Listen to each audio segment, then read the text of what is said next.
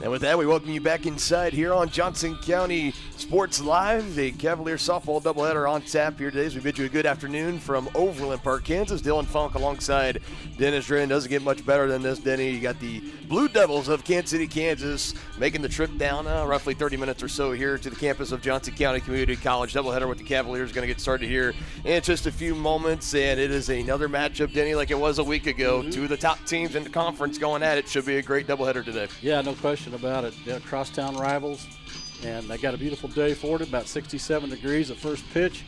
The issue to keep an eye on, though, there's a steady wind out of the north-northwest, which means it's blowing out to left and left center, gusting to 35. So we're kind of having a little pool up here of how many home runs we're going to see in these two games. So hold on to your hats, folks. Yeah, we'll see about it. The wind definitely will be a factor going forward. One thing for certain, if you're putting it over the wall in this doubleheader, you're going to be earning them today. We're going to have two great pitching matchups today. First, we know for game one, it's going to be Elsa Carrillo, who hasn't had a start in the past few games in a row. She'll get the start in the circle today for Johnson County. She's been doing really nicely coming on in relief for Coach Aubrey Bratton Vulcan's the only Cavalier with a save this year, as a matter of fact. But she was really dominant and on in relief last week against Cali, striking out 5 of the batters she faced in that short span of time. Meanwhile, it's Alyssa Droege, who arguably just taken out of the KJCCC, probably one of the best pitchers in Division II right now. She has been nearly unhittable with a sub-1 ERA in conference play so far. She gets to start for the Blue Devils. Yeah, I mean, we saw her last year, too, partner in the regionals, and she's just been awesome. And we were talking to one of the Kansas City, Kansas coaches before the game, and she's got her pick, really, of four-year schools to go to. Yep. She just hasn't decided yet. Yeah, it's going to be a lot of fun to see her out there, to see Carrillo out there for the Cavaliers, and we'll see who gets a start in game 2 as well. For the Blue Devils coming in, call them the Red Devils because they are red hot, winners of 15 games in a row, so they bring in all the momentum on their side. Currently, you're looking at the rankings in conference so far. We're 8 games in for most, only 6 for Johnson County. More on that in a minute. But KCK and Neosho, they sit up top, tied for first place. Both teams have played 8 games. Neither of them have lost one. Cali, sole possession of second place. Johnson County in third right now. However, you do got to take into consideration with Johnson County playing 2 less games than KCK, Neosho, and Cali, who all have played 8. This is going to be only 6 games put in for Johnson County. They had their doubleheader last Saturday at Highland, postponed due to some weather. That'll be happening here the next couple of weeks or so. But a big doubleheader nonetheless that's got massive regular season title implications on the line here between the Cavaliers and the Blue Devils. We'll have it for you with first pitch coming up next. Prescription drug pricing points to corporate Freedom of the press is about your right to know. It's about your right to be informed. Today, there are real threats to press freedom and your right to know about the world around us. We must protect our right to know, no matter what kind of news is important to you. Before it's too late, understand the threats. ProtectPressFreedom.org.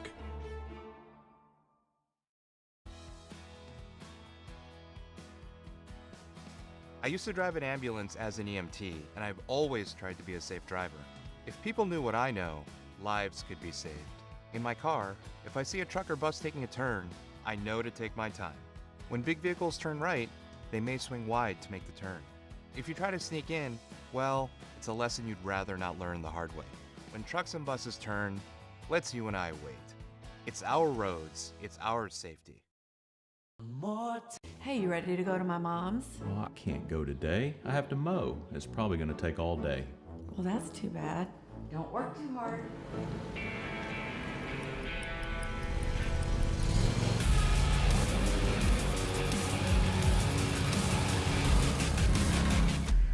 Dixie Chopper. Speed when you need it. See the full lineup at hersinc.net. Call 913-247-3530 or just stop on by. For more than 20 years, Gherkin Rental has been the place to go to get the job done in eastern Kansas and western Missouri. With a huge selection of quality equipment, from roll-offs to trailers, telehandlers to generators, power washers to popcorn makers. Experienced equipment professionals and clean, well-maintained tools to help you get the job done right. The first time. Gherkin Rental. Stop by any of their 13 locations across the KC Metro or call 855-GHERKINS. That's 855-437-5367.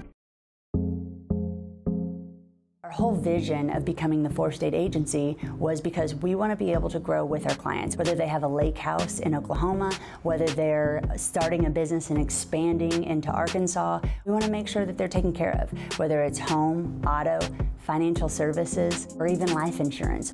We want to walk through the stages of life with our clients. That's the biggest part. That's what makes us different.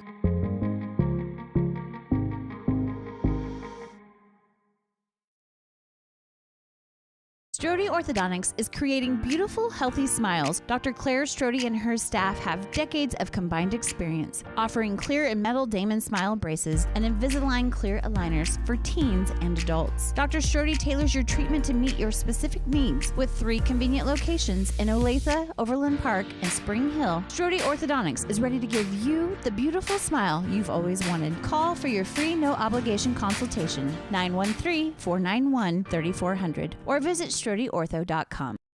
Whoa.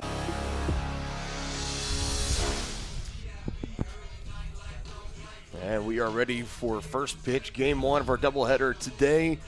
Getting started here. Elsa Carrillo gets the start for Johnson County. This is her 4th appearance and only her 2nd start in conference play. Her 1 start up at Cloud County. She went the distance all 7 innings, just gave up 2 hits, no runs allowed, no walks, and 6 strikeouts. She has had a lot of momentum on her side, tied for the team lead with strikeouts at 49. Her and Jalen Laver sitting on top in that category. We saw her last week coming on relief for Brielle D against Cowley, where she went 3 2/3, just 4 hits, 2 runs allowed, 2 earned runs, 5 strikeouts, 1 walk. She did give up 1 home run. It was a solo shot to Taverly Tennant, which if there was anyone to give up a solo home run to in that game, it was her.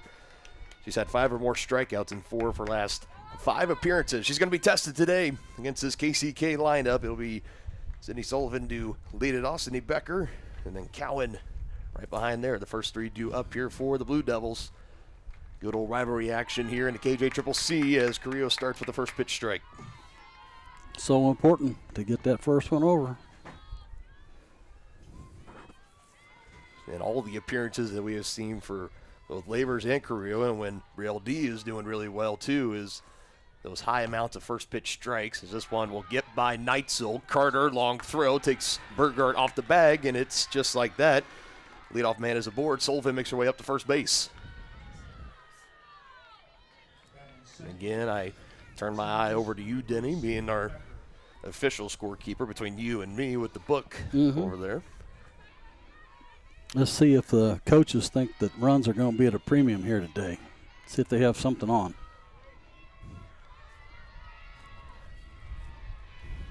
So the Cavaliers were not afraid to play some small ball. Neither were Cowley last year. And just like that, we see a bunt. And this is what we saw last week, too. Got underneath it, but the throw to the bag is behind Jefferson, and it's going to roll all the way into foul ground.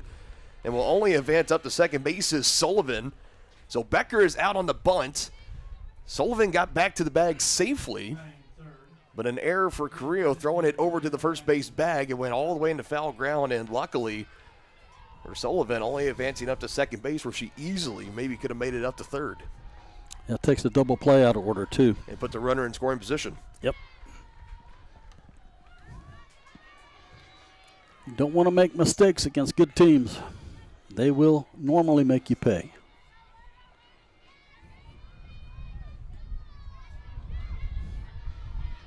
And Carrillo was trying to hit a moving target. Jaylee Jefferson trying to sneak in behind the runner. There wasn't a good angle to throw. Been better served to put that one in her pocket.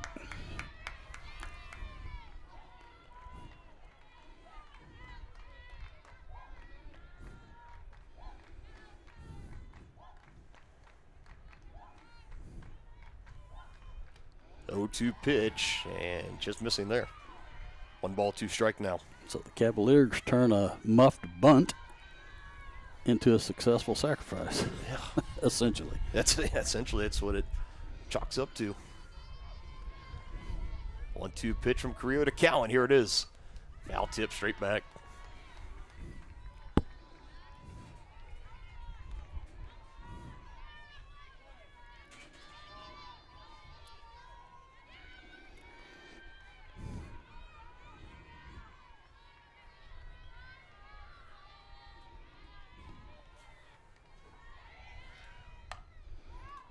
A fly out into left, ball back on in. There it is. There's our first home run, and that was just a pop-up.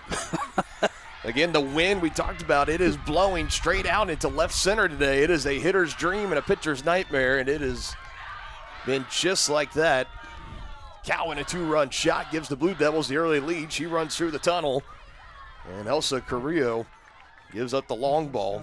You could tell by the sound of the bat. She did not barrel that up. She just got enough of it to get it up in that gale. So one thing for certain with the little press box pool we had earlier today, I think those numbers, we might have been a little bit pessimistic on those. Might be a little bit too low given how far that ball went on how much loud contact that was off the bat. I thought that was a routine fly ball. That's you and me both. Early 2-0 lead here for KCK.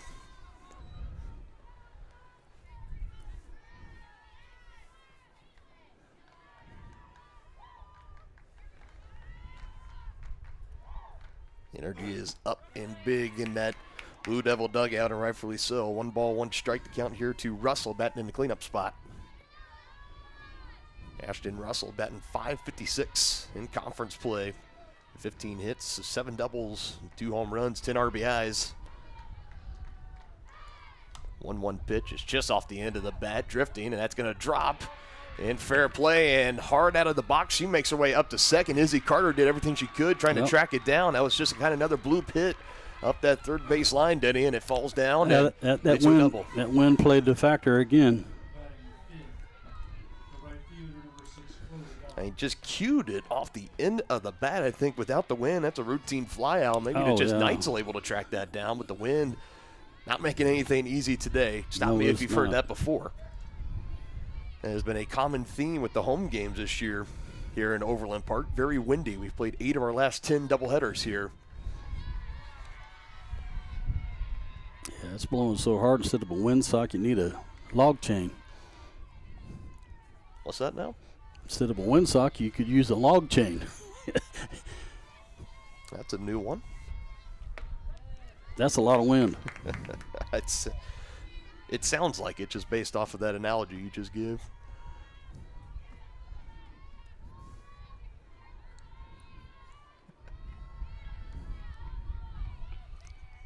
Yeah, the pitchers are going to have to try and keep the hitters in the yard today. Easier said than done. Foul tip back there. It says Chloe Dawes. 300 average with conference play, 6 hits, a double, triple, home run, 1 apiece of all 3 RBIs.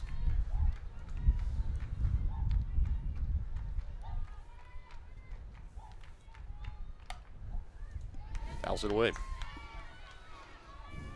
And this has been something that the Blue Devils in the middle of this 15-game winning streak that they're on coming into today.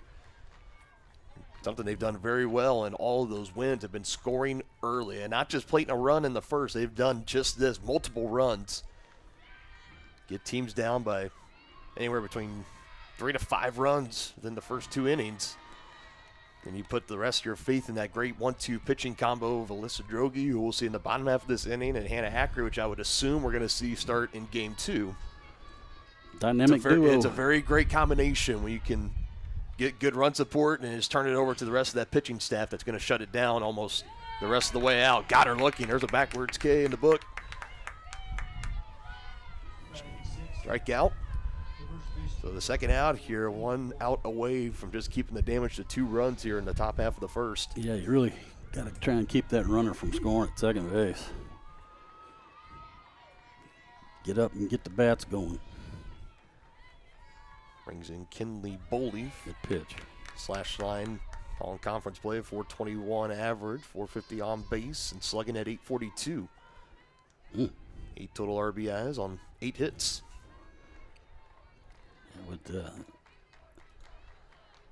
That line would indicate that she's had multiple base hits as far as, doubles and triples. Well, 4 total. Extra base hits, 2 doubles, 2 home runs. Yeah, well, there you go. That'll always help out the RBI total. Boy, yeah, it does. I pop up. Who's got it? Going to stay in the yard. Burgart charges in for it right in front of the pitching circle and brings it in. 2-run home run for the Blue Devils. They have the lead early here.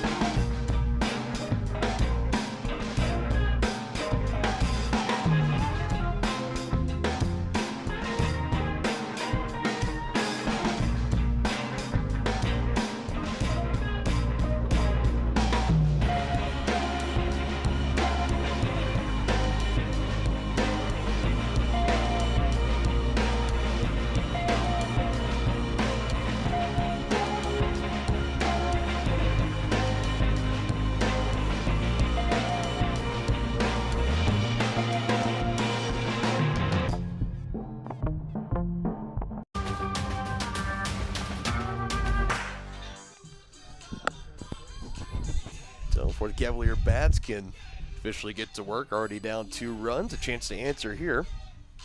We'll be facing off with Alyssa Droege in the circle for Kansas City, Kansas. Got a laundry list of numbers that we can give you on her, but one thing for certain, she is dominant. 30 total innings pitched in conference play. She's perfect, 5-0. As the record goes, 4 complete games in that span. 26 hits, just 4 runs allowed, 39 strikeouts to 1 walk. Wow, now that's an impressive strikeout to walk ratio there, partner. That's a .93 ERA and a .90 whip. That's microscopic. He greets Izzy Carter into the box with a first pitch strike. A lot of movement on that ball. That started outside and then tailed back over the plate.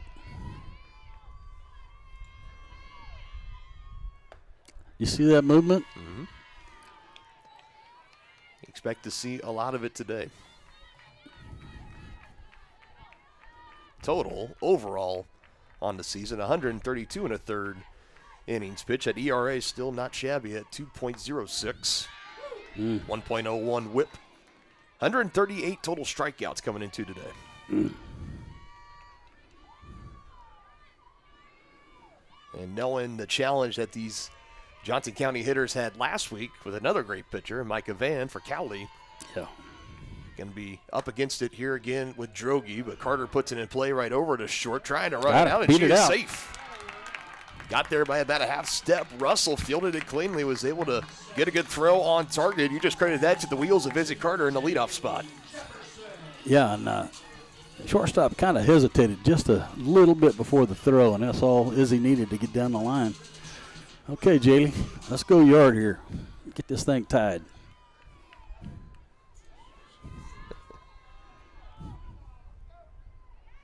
This will be one of the many prime matchups.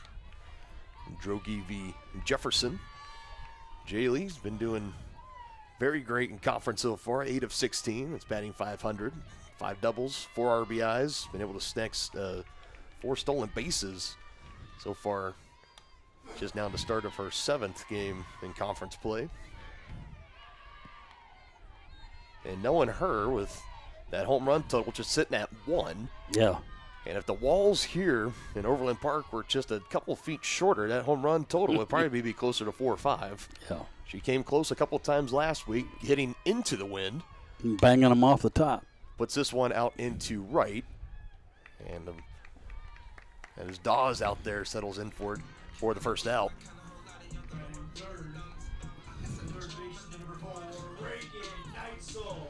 Usually traditionally likes to hit it on the left side of the field, but Jefferson flies out to right. that time around. Gately's got power to all fields. We saw that last No year. doubt about it.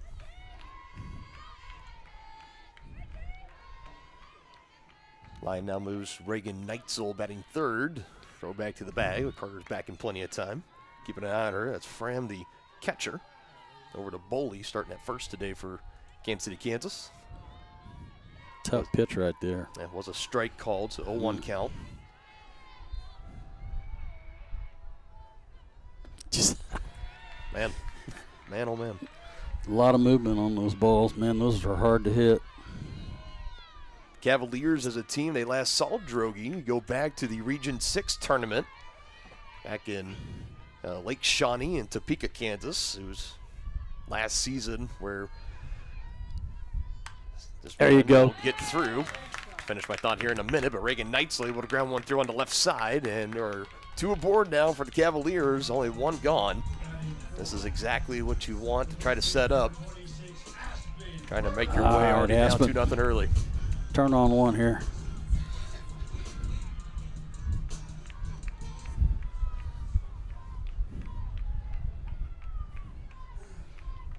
Prime spot here for Aspen Burgard, and now we're going to see head coach Lotta Ross is going to come and talk with her catcher, Fram. And now she'll walk up to home plate with her catcher. Preparing one to have a chat with the home plate umpire. He was just over talking to the Johnson County side as well. So having a discussion about something here.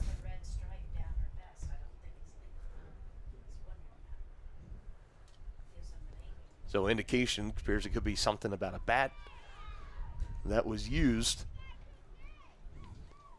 Which for Denny, you and I, we can't attest that we did see all the bats were here. Yeah. One of the few times where They were all tested too. yeah, right in front of us, or right beside us, I should say. But we saw them all tested.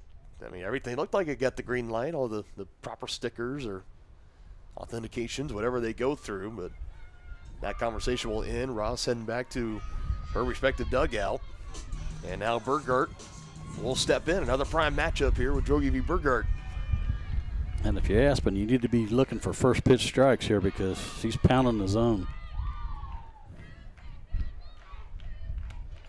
Just as I say that, she throws away outside. Aspen has her average back above 400 at 403. 31 hits, 12 doubles, 2 triples. Leads the team in that category with 4 home runs. So the number's not quite as monstrative as she had last year, but still very great.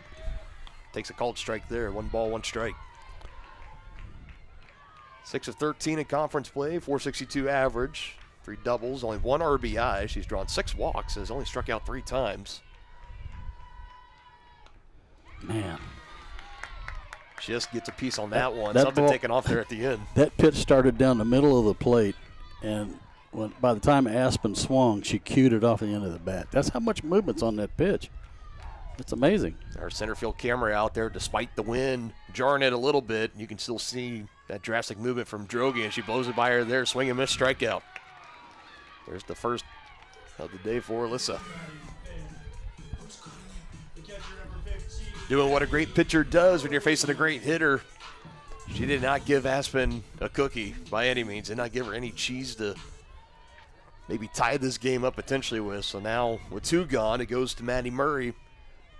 Gonna take a hit to bring either of those runs home. And again, Droege starts with the first pitch strike.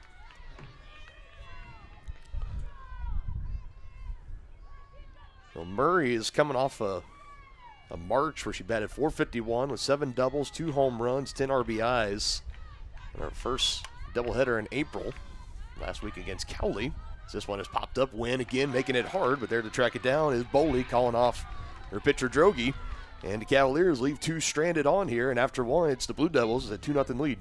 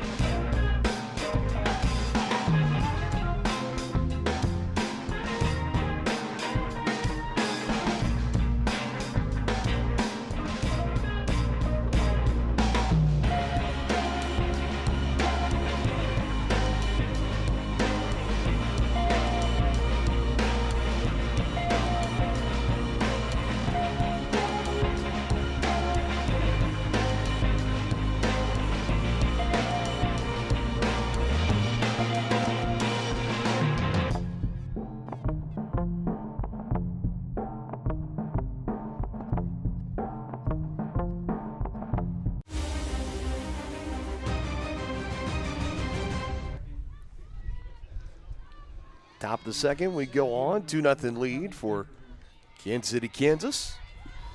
Dylan Funk alongside Dennis Drennan. Getting settled in here. Got 7, 8, 9. Kylie Vandervoort leads it off here for KCK. Blue Devils looking to add on to this 2-run lead. First pitch from Carrillo below the knees for a ball. We called several of her high school games at Tonganoxie. Yep, a native of Tonganoxie High School, home of the Chieftains in the Frontier League. Kylie, an outstanding outfielder for head coach Stephanie Whitman. 1 ball, 1 strike, fouled back into the net. Good pitch by Carrillo. She was in on her hands. Comes back, one of the 7 returning sophomores for this KCK team a year ago is Kylie. Traditionally started out in the outfield, usually in right or center, but we saw her in the region play out in center field. Just missed her pitch there. Yeah, she was right on that pitch.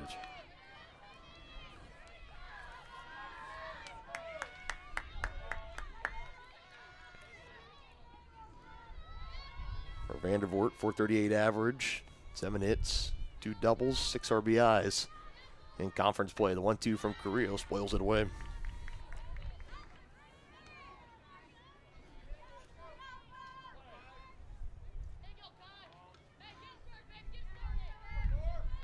Looking overall, her average 341, 14 total RBI. She's looking to get aboard again. Both teams had their leadoff hitters reach safely in the first inning. Now 2 balls, 2 strikes to count after a pair of foul balls. Good at bat brewing here.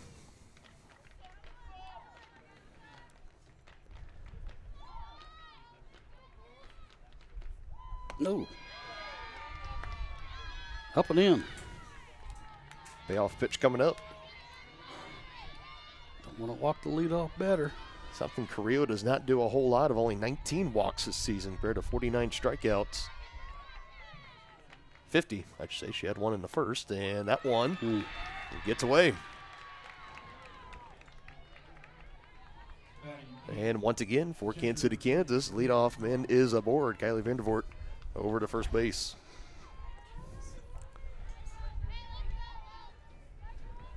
Good time for that patented 6-4-3 right here, partner. Not going to happen. She bunted. This time, Carrillo, good throw to first. Bunt. Saw the Blue Devils tried to do that in the first inning as well. It was popped up. Carrillo caught it. And then trying to throw back over to the bag at first. It was an error. Went behind the bag. Jefferson couldn't get it. This time, even though it was more officially clean, but it effectively worked the exact same way. A sack bunt that got the runner up from first to second base.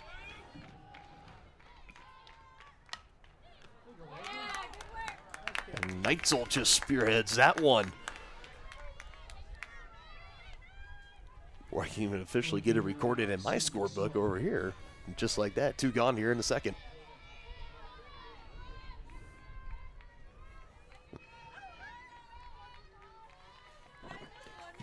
So a short at bat there for Hill. Just 1 pitch is all it takes.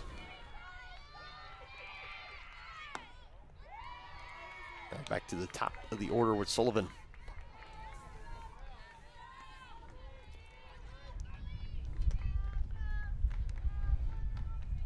Sydney Sullivan, the leading RBI go-getter for Kansas City, Kansas. 16 of them in conference play. Nobody else with more than 10. She singled and scored her last time up.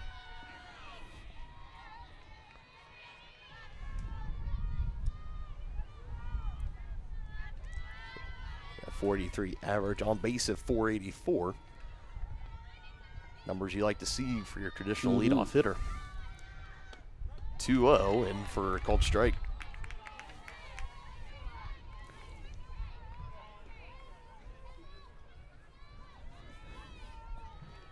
Seeing Carrillo, no stranger to buckling down with runners in scoring position, able to keep the damage to a minimum. 2-1 count, 2 gone. Next pitch. Trying to even the count up, but not going to do it. It goes to 3-1. Vandervoort over at second base got on with a leadoff walk.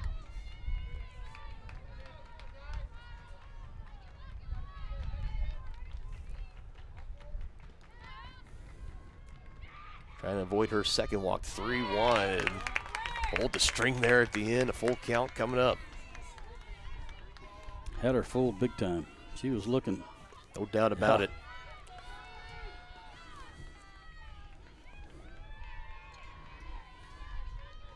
Didn't leave it hanging. Don't want to do that with a dangerous hitter like Sullivan. She'll make you pay for it. That was a nice pitch. Here's the payoff. Into the net, foul.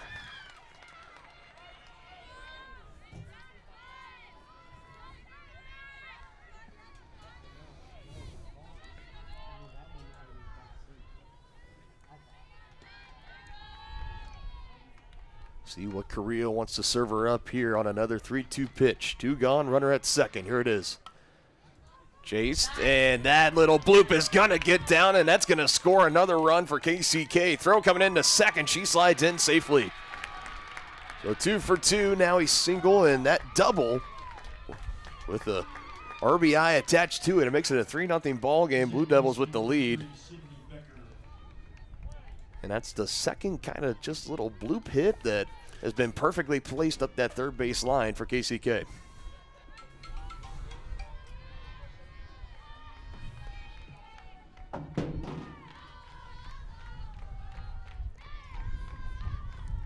Again was Izzy Carter trying to run after it over there at shortstop for Johnson County. Wasn't able to get there in time. 2 of the bigger hits already in this game have just been little bloopers over the infield. And, of course, the 2-run home run. Yeah. Out back to the net, 1-2.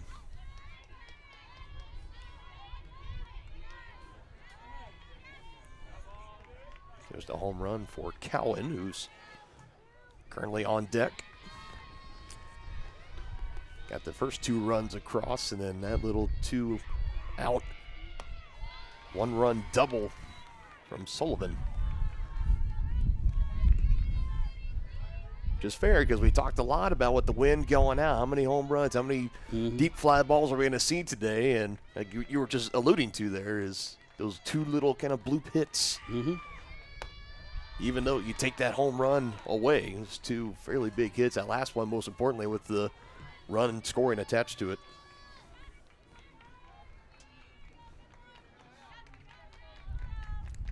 Two balls, 2 strikes to Becker.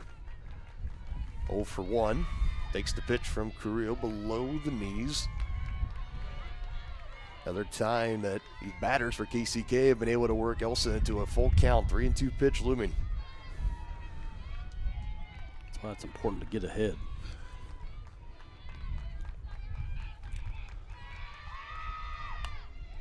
Another and that blooper. one, Jefferson's able to snag right on the edge of the dirt turf and the turf grass, I guess, what you could say. But another run added for KCK with 2 gone. The 1-run RBI double for Sullivan makes it a 3-0 Blue Devil ball game.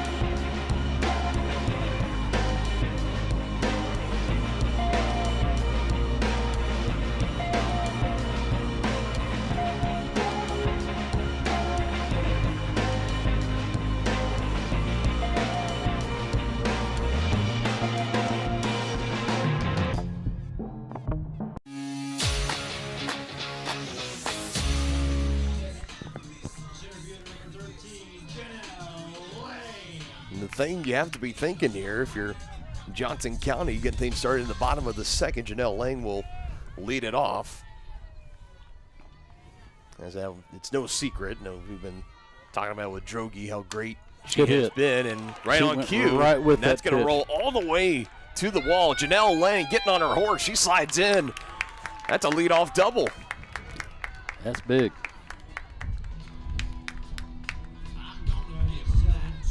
And no one is more happy for that leadoff double there than Janelle Lang, who had not the, at least a doubleheader that she might like to forget against Cowley. 5 total strikeouts in the doubleheader last week, and she starts off there in her first at-bat today. Just one pitch, all she needed from Droege. And that was a worm burner all the way rolling to the wall, and it got there in a hurry. She hit it right on the screws. Yeah, she barreled it up. And what was nice about that, you could see her head was down. You could tell she saw the ball really well. I think this is a good strategy against Droege, is take her the other way, because that ball's tailing that way anyway.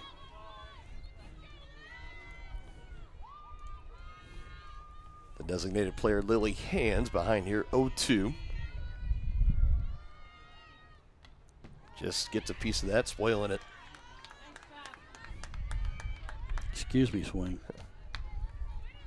Her Hands, the best batting average on the team at .491. 28 hits, 13 doubles, 3 home runs, 24 total RBIs, 14 runs scored. Good in time for one of those extra base hits here. High fly ball, wind will always make it a bit of a hold your breath moment, but back to the track and able to bring it in is Sullivan out and left, and tacking up is Janelle Lang, and she's in there safely. Ball got away, but Droege able to back up. Didn't get too far away from either her or Hill. A good heads-up base running there for Janelle Lang on the deep fly to left, tagging up to third, and now a hit can score the first run of the game for Johnson County with one gone. Deep fly ball. Goes to Katie Kalarick. Ball to the right side.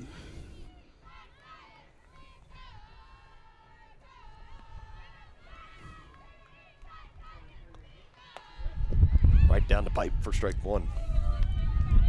So the strategy, at least what it was last year against Droege, is that yes, the amount of strikeouts and everything can be very eye-popping, but she was also a pitcher that, you know, as the game would eventually go on, as a hit from Kalarick will go foul, that she would eventually start to leave some pitches over the heart of the plate. Hitters were able to barrel them up, get some extra base hits. That's exactly what we saw in the game in the Region 6 tournament last year. It went to extras in the top of the 9th inning. It was a 2-run home run from Deja Gardenhire. Izzy Carter, then a freshman, also had a 2-run home run off Droege in that game. Cavaliers win it 4-2. That was kind of the recipe for if you wanted to get some runs across on Droge's. Well, in fairness to Droege, I think that was after she'd thrown over 120 pitches. Definitely for that. But on the season, too, that same philosophy still held true. Yeah, you're not going to get too many cookies, so you better be ready. Kalarick didn't take the bat off her shoulder, got caught looking there, and that's a big strikeout. So now 2 gone, and Mackenzie Yoder batting in the 9th spot. Needs to put the ball in play and into the outfield for a base hit. Get Lang home from third. Yeah, you have a runner there with less than 2. You got to find a way to get her home. Very first time that Mackenzie Yoder and Melissa Droege have crossed paths, at least here at the JUCO scene.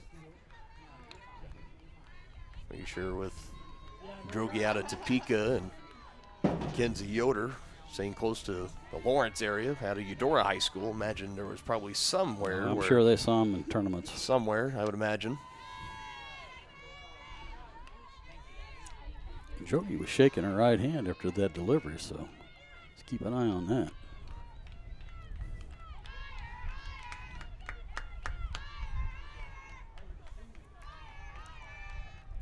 1-1 to Yoder. Fouls another one away. Big tail on that pitch.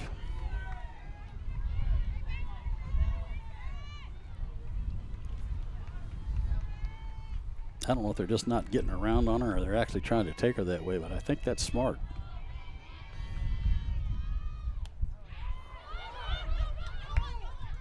No, and I'm going to say not foul tipped. It was a drop third strike. So Lane comes down the line, but Yoder is out. A little bit of a chaotic end there here to the bottom of the second. As As right now on the board, we head to the top of the third, 3-0 Blue Devils.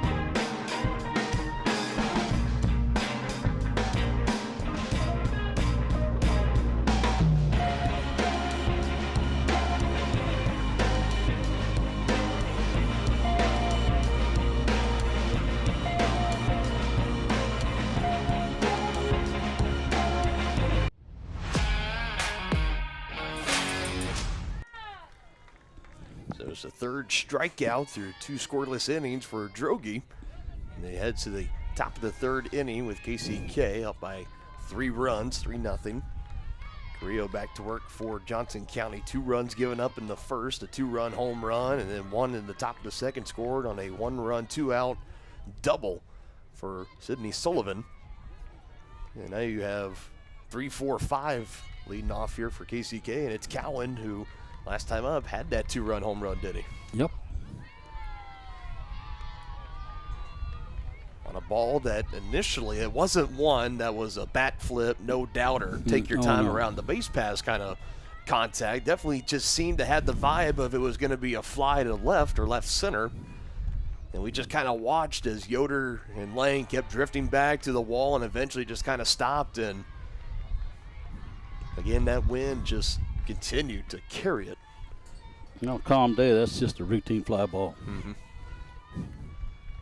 You will never apologize. Oh, no. Carrillo not giving her anything to hit, 3-0, and now knowing she's taking, will fire it there, 3-1, at least assuming that she's going to take. That's normally what a lot of hitters will now do now on a 3-0 count. No, don't see all too often they get the green light. Unless you're a Mickey Mantle or a Reggie Jackson, you don't get green lighted too often. Okay, here in 2025. Yeah, here in 2025. Very often. 3-1, right back up the middle, and buzzing a tower on the way. That was a hard liner to center, and for Cowan, she's got a 2-for-2 day with a homer, and now a leadoff single here in the third. That's what you'd like to see out of your designated player. Been doing her job so far today. Russell doubled her last time up, but was stranded at second.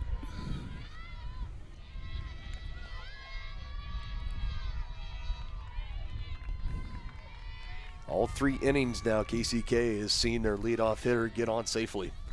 And they have come around to score all times.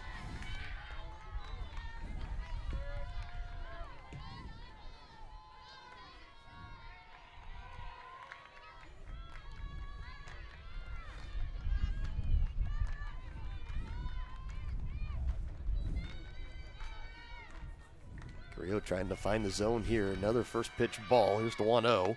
Swing and a miss there. Evens it at 1 apiece. Looked like a pretty big rip there from Russell. It did.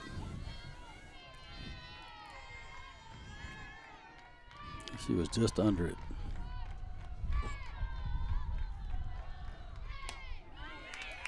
Good pitch. Changed speeds on her. Carrillo is no stranger to. We've seen her breaking pitch. It is as nasty as anybody else's, and then when she wants to speed you up, she can do it. Mm-hmm. She's got some good heat. Here's the 1-2.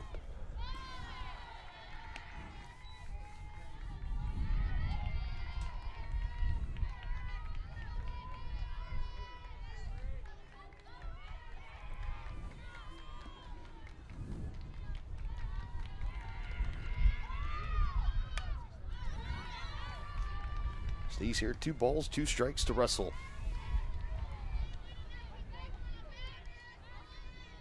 Mentioned one of the many incoming freshmen joining those 7 returning sophomores from last year. A couple of transfers also in too that are sophomores. Kansas City, Kansas. And another one right back up the middle and into center for a base hit. Just good hitting. And any time when it is coming back to you that fast, right up the middle from the perspective of the pitcher, that's when you know that the hitters, like you mentioned, at your time, they got a really keen eye for what you're pitching to them. We were going to have a little conference in the circle. Umpire initially called it off and then says, now we can go in there. I guess I had to properly call time first, but this is a moment here for Johnson County where you're already down 3-0, and now you've got back-to-back singles here in the top of the third, still nobody out. Need a double play. You get a couple big more hits here if you're KCK, you can very well start to put this first game away. Yeah, especially with Drogi on the mound. Yep.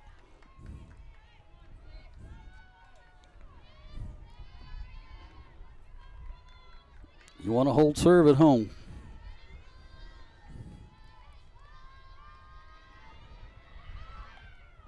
Trying to put a bunt down, goes foul, and advance both those runners into scoring position here is Dawes, 0 for 1, Chloe Dawes. We talked about it last week with Johnson County. It's pretty much right now looking like it's going to be a four-way race to the regular season title with both these teams along with Neosho and Cowley. And that the one advantage for Johnson County is that all three of those other teams you got to play here at home. Still host Neosho a little bit later this month, and Neitzel just has to pick it up, and that is about as perfectly as an executed bunt as you could put down, Denny. Well done. Neitzel did everything she could, charged down the line, and by the time that she was there, Dawes was already well up the line. She was going to beat it out. I see how what happened.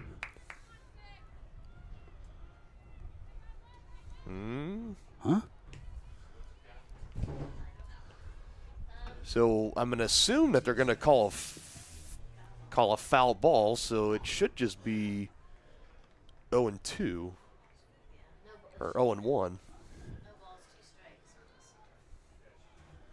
That'll take the bunt out of order.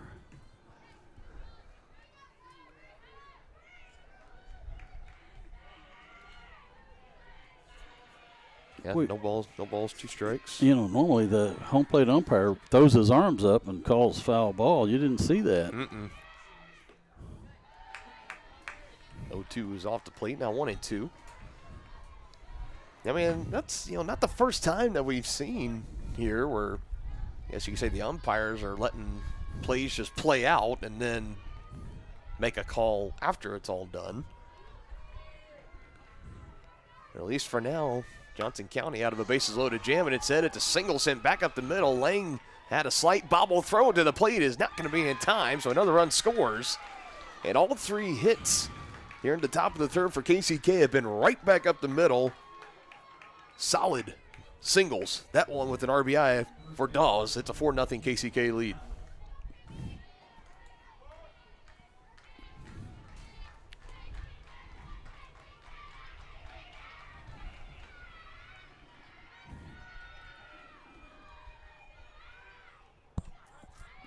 Cowan is the one that comes in to score. Russell now up to second base. Dawes with the RBI single over at first.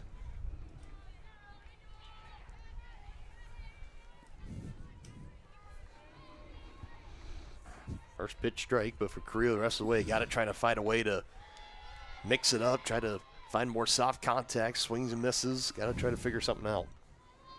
Yeah, still nobody out. Line moves to Boley. 0 for 1, popped out to the infielder last at bat. 1-1, breaking pitch does not fall in the zone. 2 balls, 1 strike.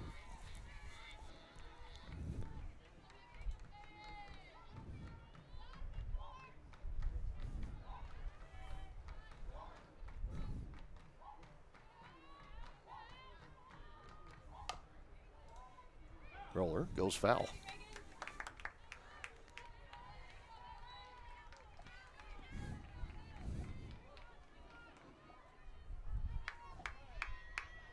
Looking back, got to go back to for Carrillo. Her start back on March 21st. That was the last time she gave up more than, or at least 4 runs. She gave up 6 in that eventual loss to Iowa Central.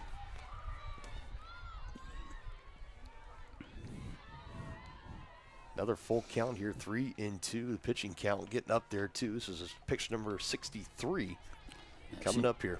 We've seen a lot of full counts, a lot of 3-0s. And another one. This time, Carrillo able to snag it. So there's your 1-3.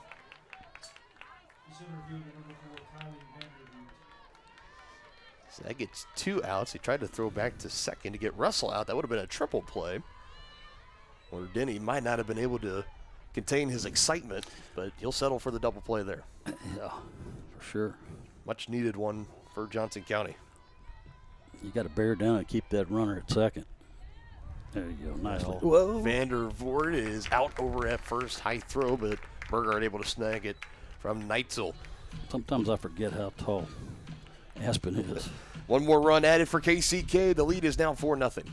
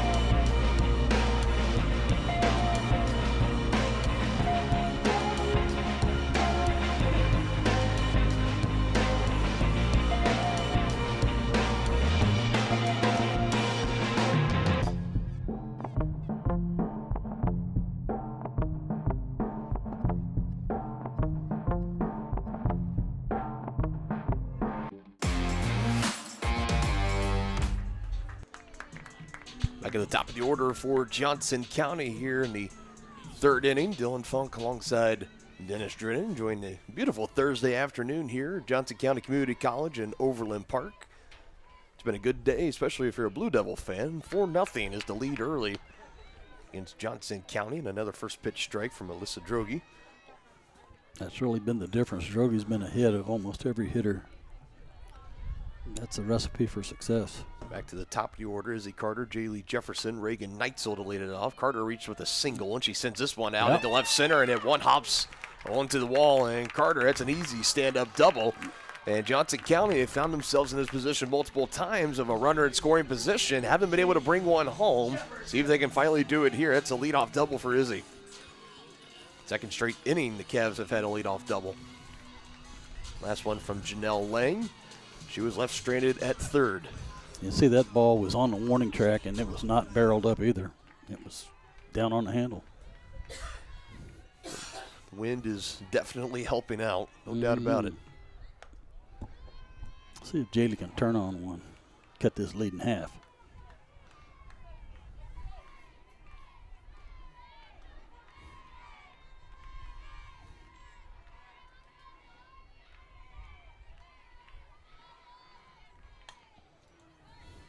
Fouls away. Little ball late, 1 strike. A little late on that fastball.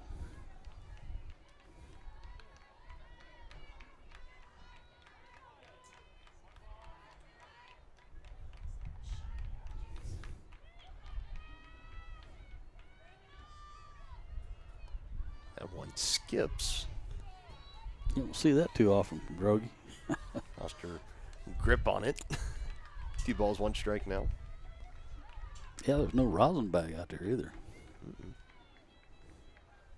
Definitely no spider tack in the dugouts. 2-1 from Jaylee out into center. Kylie Vandervoort is back at the wall, and it is gone. So Jaylee finally gets one over the wall. It's her second home run of the season. And that's a big one for Johnson County. Cut this deficit in half. Sends it over the center field wall. Had to go, Jaylee.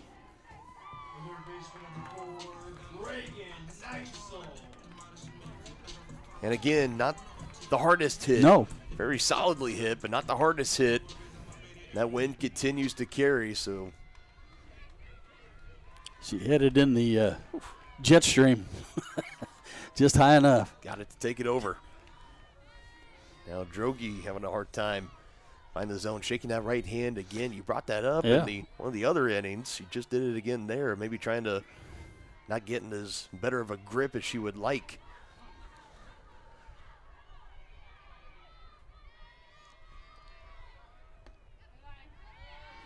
That one below the zone, too, 2-0. Yeah, Droege wanted that pitch, too.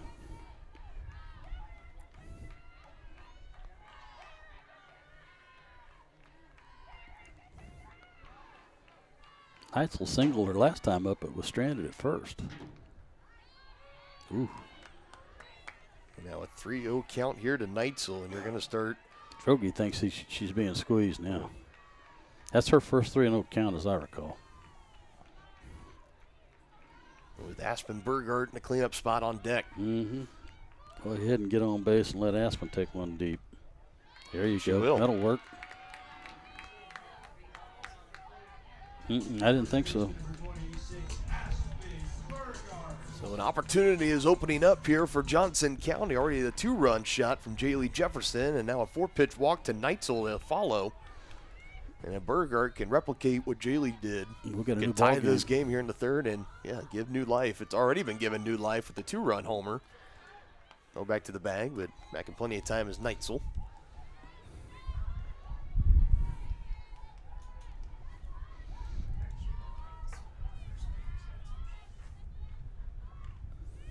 Burgard looking to bounce back and struck out swinging her first at bat. And right back up the middle, she takes it to skipper over to Vandervoort. Falls down to her feet. And to her aboard here for Johnson County. Potential big inning is brewing here.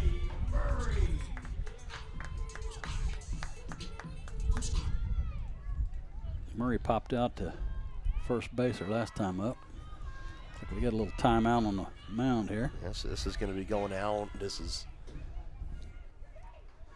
head coach Lana Ross going to talk with her ace and her catcher. We knew coming into today this was the second best pitching staff in the conference with KCK, just barely behind Neosho against Johnson County, who so far 6 to 8 games into the year as the best batting team with a team average of .392 at the plate. So even though despite that early 4-0 lead, I think if you're KCK, you'd be pretty naive to think that was just going to be enough to coast the rest of the way. And to third for one, throw across the way in time. There's a double play for you. Yep. Goes against the Cavaliers, but a big one for KCK. Burgard up to second, still in scoring position. That's going to stunt this little rally for the Cavaliers, at least for the time being.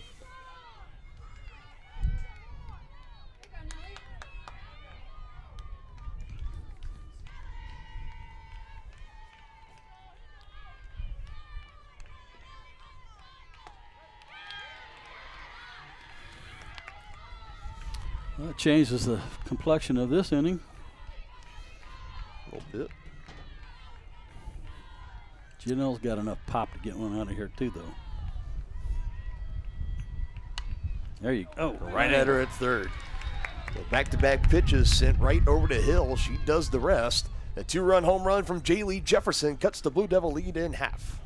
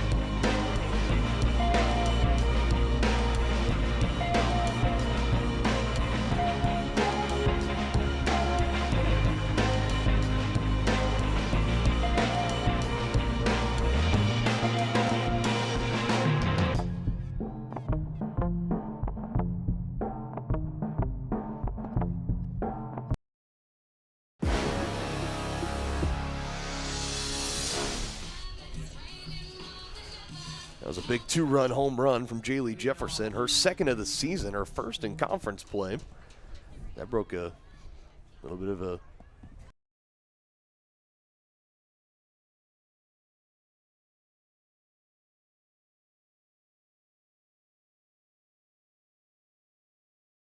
There we go.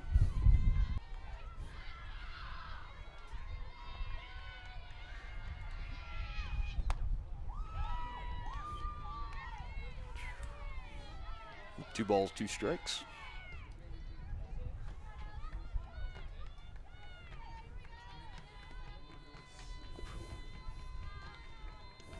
Sorry about that.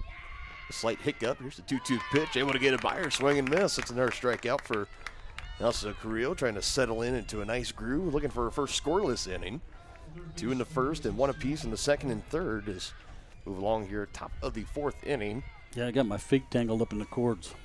Yep, it's always you. Sorry about that, partner. Always something. Yeah, this is why we can't go nice places.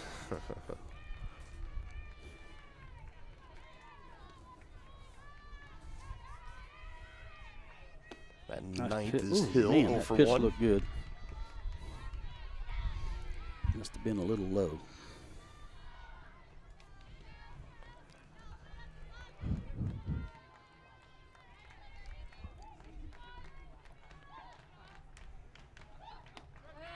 Like the same pitch to me. Maybe a bit of a makeup call there. You never know. Could have been.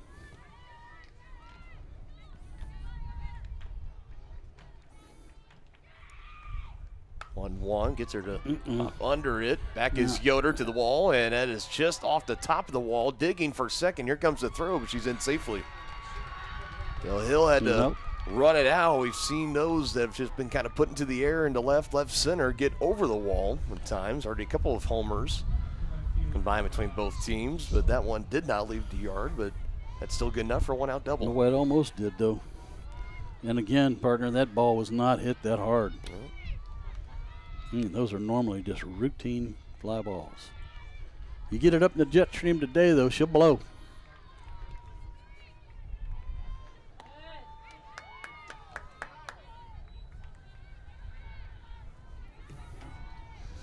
Back to the top of the order. For Sullivan, nice 2-for-2 day, a single and a double. And a run scored. Both her hits have been over to that left side. She had her lead that leadoff single, and then she came up, had an RBI, I believe, or 2 gone, and hit that just little flare over in a spot where Neitzel and Carter couldn't run it down. Now she goes opposite way. Kalarick lets that go off the wall. And another runner comes in. It's back-to-back doubles for KCK. And a 3-for-3 day for Sullivan, her second double, and another RBI attached to it. Have a day, Sydney Sullivan. Yeah.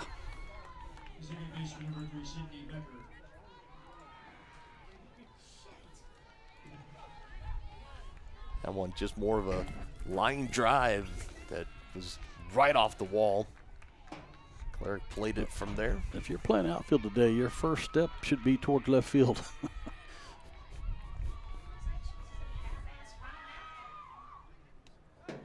Now this one gets by the catcher, and that'll allow Sullivan to advance up to third. Now with only 1 out.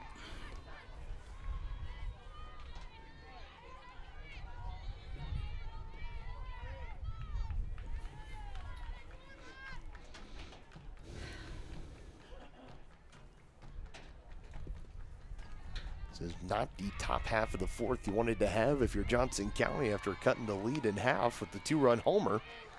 Now back-to-back doubles gives that run back to KCK. At least one of those 2 runs back. Well, Becker's 0 for 2 today. She popped out the pitcher and popped out the second. Could take another one of those. 2-0, swung on and miss.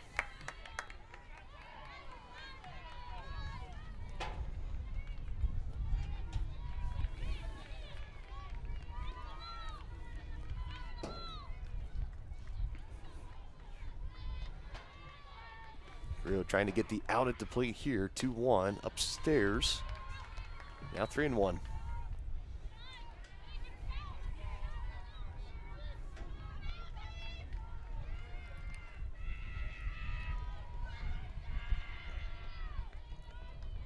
If you're at third or short and you get a ground ball, you want to look that runner back and then get the batter out at first. Another 3-2 count to Sydney Becker. Earning all conference honors a year ago. Back this year, just hitting .333 in conference play.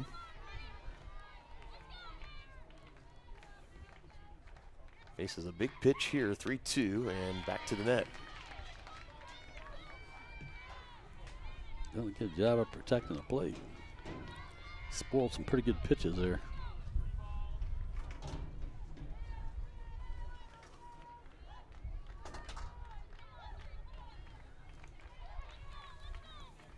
Carrillo not trying to give her anything she could do damage with. That'll That's work. exactly what you wanted. See Who's how gonna far bring it blew? it in? See how far that ball blew? That was hit right at Jaylee, and it ended up being caught by the shortstop.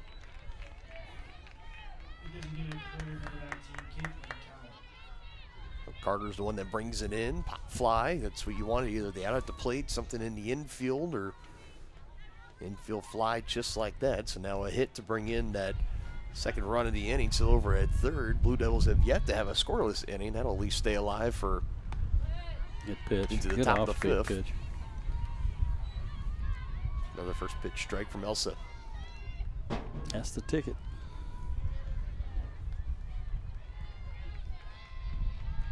And Cowan with the 2-run home run and a single.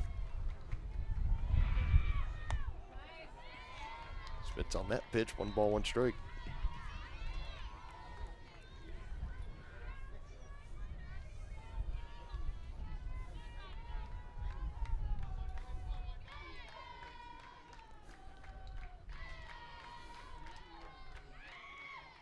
Uh-oh. Right at her is Lang just having to come forward a few feet. Adam ball hit to her by Cowan. So that ends her perfect day. She'll go 2 for 3. Another run added for the Blue Devils. Their lead is now 5-2 over Johnson County.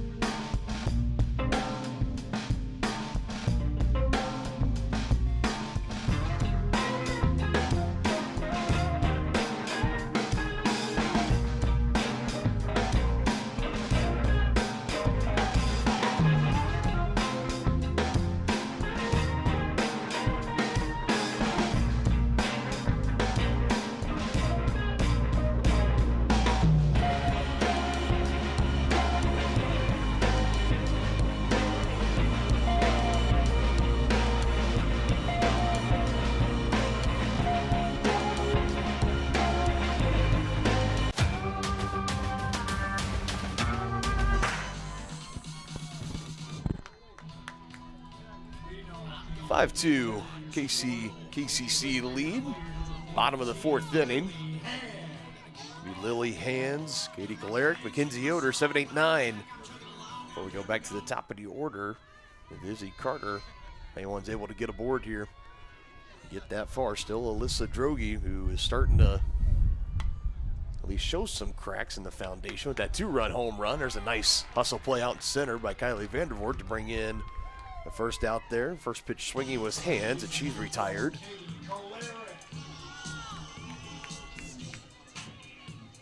Galeric struck out looking her last time up. Looking to redeem herself here. As is Droege looking to have that bounce back inning. She was bailed out.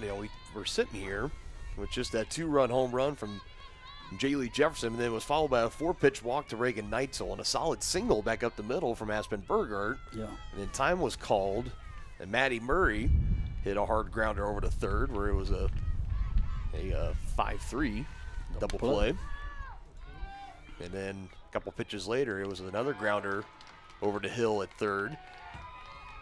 It was just a line drive she was able to snag. So that kind of stunted the Cavalier rally, which really felt like that was going to be a big inning. And then to the top of the 4th inning, you had one more run for KCK, and now quickly 2 gone here, looking for the 1-2-3 inning. And Yoder struck out swinging the last time.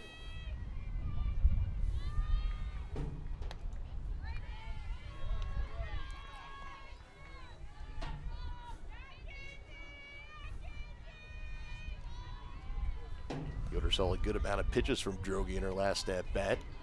Ahead here, 1-0. Next pitch fouls it away. As definitely has been the theme today for these Cavalier hitters, Denny, going the opposite way. If that tail-end fastball that Droege has, that's probably a good idea.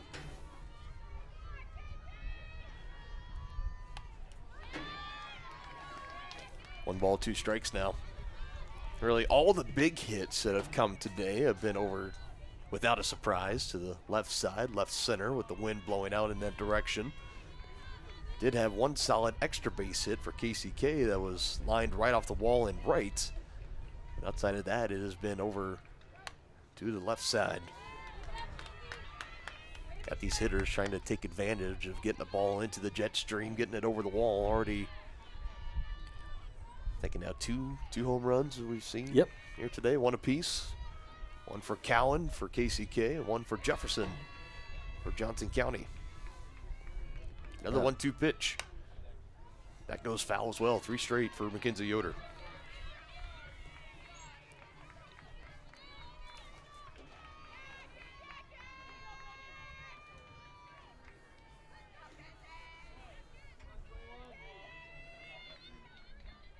Just trying to keep battling, keep battling. Might get something you can handle.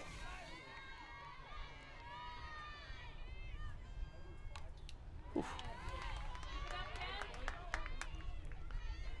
I think Yoder last time up eventually would go down as a strike. It was kind of a really wasn't really a bizarre thing to have. It was a drop third strike, swing and miss. What happened? And then Lane came down the line to score. Yoder was going back to the dugout and then started to run up the line to the first base bag. Takes that pitch upstairs, 2-2. I'm sure why it's always you want to stress the importance of knowing exactly what the count is, what the situation is, so knowing. Although I think even if she started running up the line to first initially, they'll still think Fran might have thrown her out, and another swing and miss strikeout as Yoder will wrap it up here, bottom of the 4th inning. So we head to the top of the 5th inning. Your score, KCK 5, Johnson County 2.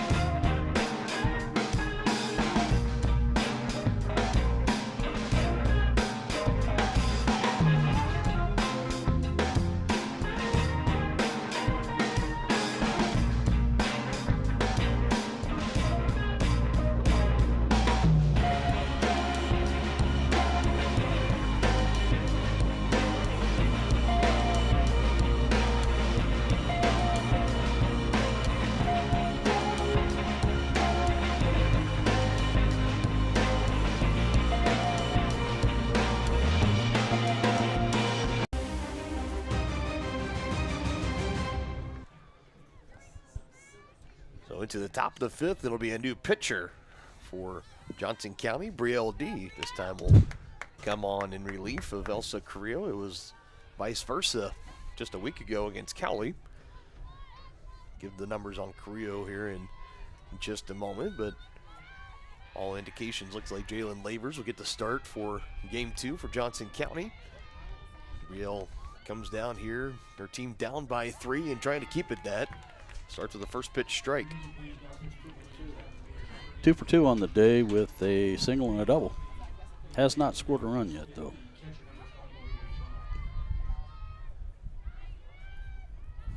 Fourteenth appearance this season for Brielle D. Just the 2nd time that she's been brought on in relief. 66 total innings, 4.45 ERA. 1.65 whip with 42 strikeouts, only 19 walks. Numbers fairly comparable to Korea. Nice snag by Carter there at short, in time to the bag at first.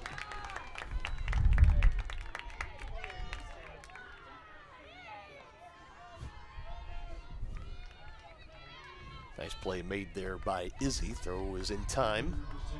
Leadoff man is kept off the base. Now for the second inning in a row for KCK. They started initially with the first 3 innings getting the leadoff hitter on safely.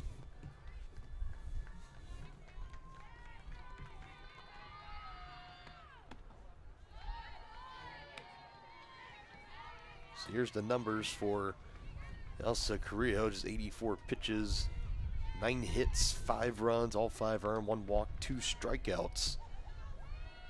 Able to keep 4 Blue Devils left stranded on base, so not the prettiest of days by the standards for Elsa Carrillo, who, prior to that, her last handful of appearances have been very on point, with 5 or more strikeouts in 4 of those last 5 games. But today gets the hook after 4 innings of work.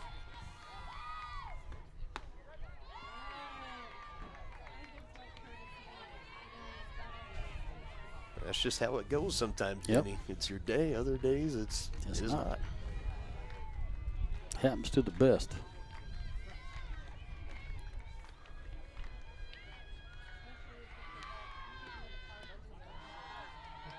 Can't get her to chase there. Now 3 balls, 1 strike. A lot of 3-ball counts to Blue Devil hitters in game 1. Real D in her start against Cali, 3 1/3, 6 hits, 4 runs allowed. And that one's upstairs for a ball.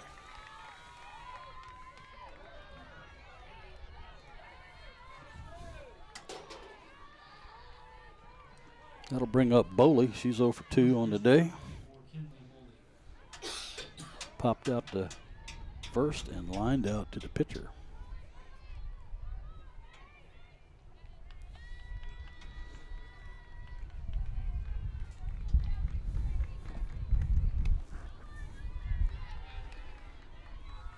Definitely the big factor today for Johnson County for the at least subpar, what you could say, pitching performances for at least for Carrillo so far. And now another first pitch ball there, but that's it. It was for Elsa. She had a lot of counts where she was behind, a lot of full counts. Yep.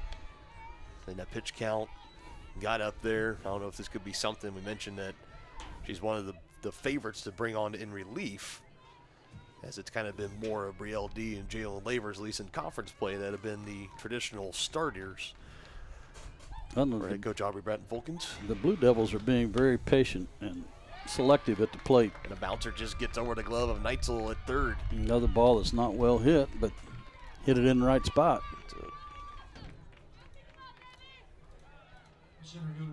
Blue Devils definitely, I mean, today have been working with the mindset of just put the ball in play and let the chips fall where they may. Yeah, no question. And it's been working. It's been working out to their advantage so far, I'd say. Looks like we had a courtesy runner come on over at first base for Boley.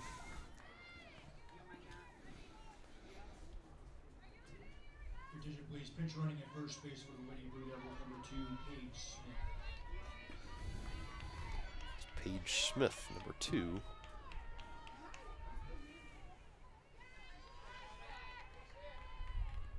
This brings up Kylie Vandervoort. She walked and scored in the top of the second. Another first pitch ball by D.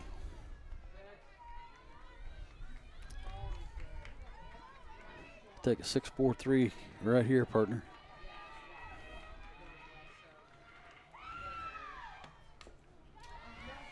One ball, 1 strike on the foul tip.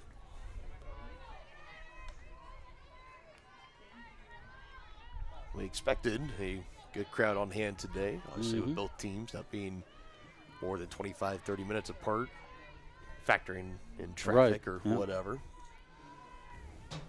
That paired with a beautiful Thursday afternoon. Temperature is going to get into the nice pitch 70s. by D there.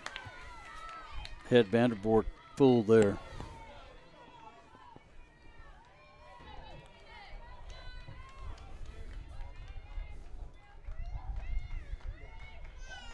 Now ahead, potentially looking for a first strikeout. A 1-2 pitch to Vandervoort. Neitzel, 3rd for 1, trying to go back to second. Runner is in safely, so they'll cut down the runner at 3rd. Fielder's choice. Runner still at 1st and 2nd.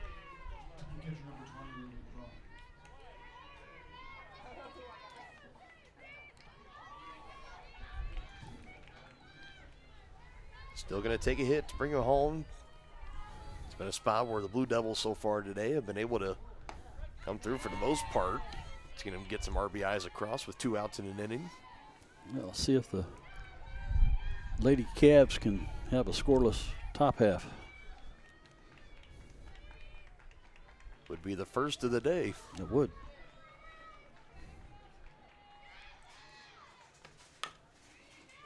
And Carter, oh, that's a tough one to try to pick up out of the turf.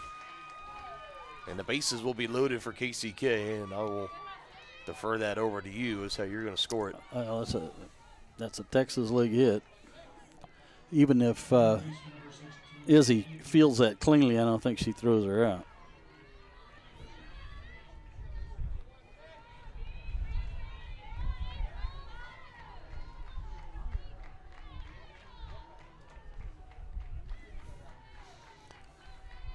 Man, need an out here. And it's Hill over at third base in the 9th spot.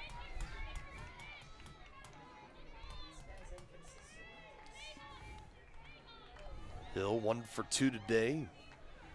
Line out to 3rd, and her first at bat, and she had a double out in left field. Yeah, scored a run too.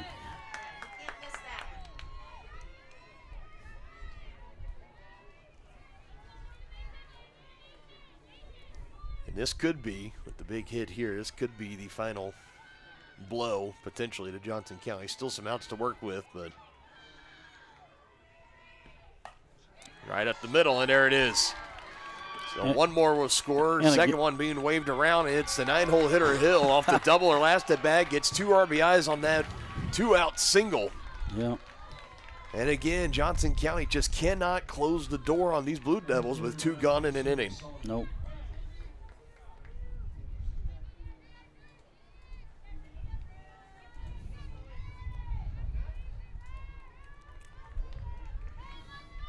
And now you take it back to the top of the order. Runners at 1st and 2nd still.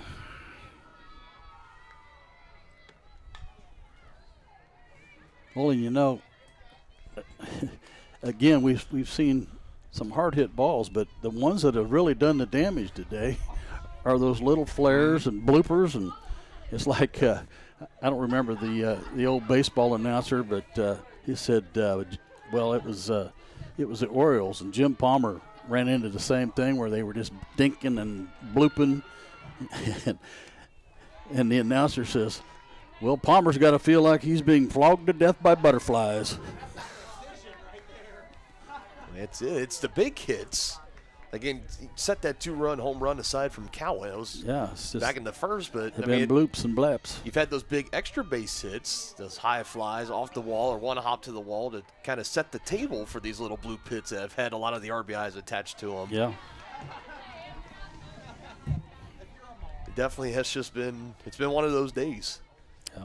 And the time will come. I'm sure the softball gods will grace Johnson County. It could very well be in our second game when it'll be the Cavaliers that'll be the well, you definitely want to salvage a split at home against your rivals here. Which is what they did last week against Cali. I mean, put the rivalry aside, too. You know, this is you're facing a team that currently comes into today in first place in the conference as another pinch runner comes in for Fram. It'll be, I believe I saw it was number 8 coming out of the dugouts. That's Sarah Portella. She's now at second base. Hill still over at first.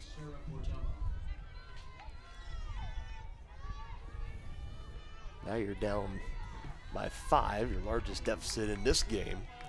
if you're Johnson County, in danger of dropping this first game, you go into game 2. I mean, it's a must-win. I don't think there's really any other way you could say it. Another nice hit from Carter in time. 2 more added. Blue Devils have played it a run in every inning so far. It is now 7-2 after 4.5 innings.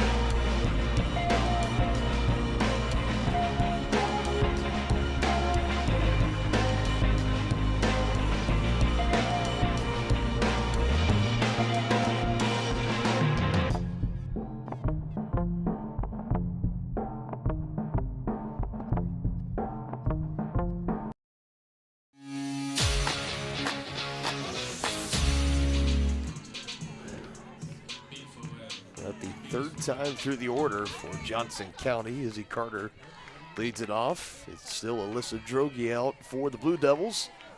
All indications now working with a 5-run cushion. Largest cushion she's had to work with today. All indications point that this is going to be her game to finish. Looking to have yet another start where she finishes in a complete game. Izzy's 2 for 2 on the day, a single and a double and a run scored. She scored on Jaylee Jefferson's 2-run homer.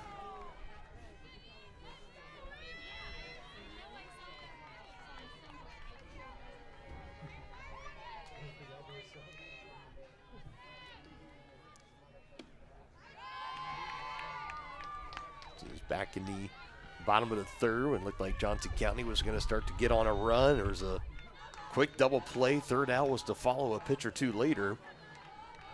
And since then, the Cavaliers have not been able to really kind of spark that same momentum that they had. Now 2 balls, 2 strikes to Carter. Batting from the left side, Izzy's really got a better look at that moving fastball than the right-hander.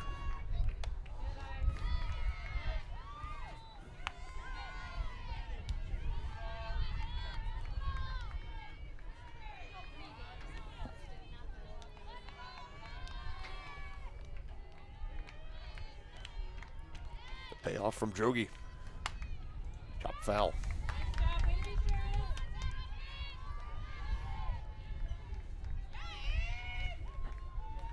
With Johnson County now going to be down to their last 9 outs. Down 5 runs. Definitely is not out of the realm of possibility by any means. No. You feel like you're getting to the point where after seeing 2 come across in the 5th, you would like to at least answer. Yeah, you need to start chipping away now. No, that's not going to get it done. In the infield, it's a shortstop coming over to the second base side. Russell right in front of Becker. And able to squeeze it. That's out number 1.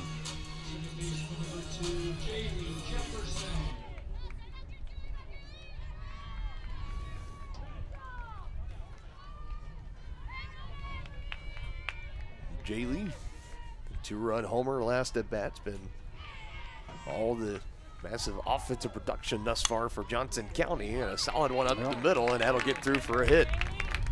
Pretty close was Russell, at least able to get a glove on it, maybe keep it from going out into the outfield, but not able to get there in time. That's a nice 2 for 3 day for Jaylee Jefferson. She's had a good day at the plate.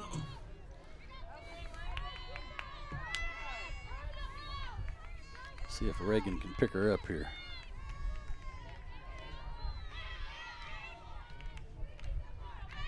One is single and a walk. Walked on 4 pitches. I'm sure we have not said that very often this year. Well, Alyssa Drogi eventually was not able to come around to score was Neitzel.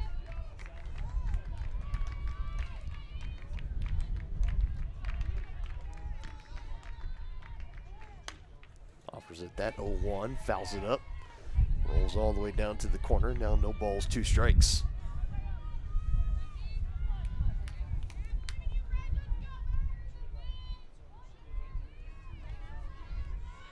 Jelly's probably itching to steal a base here, but you got to play station to station when you're down by 5.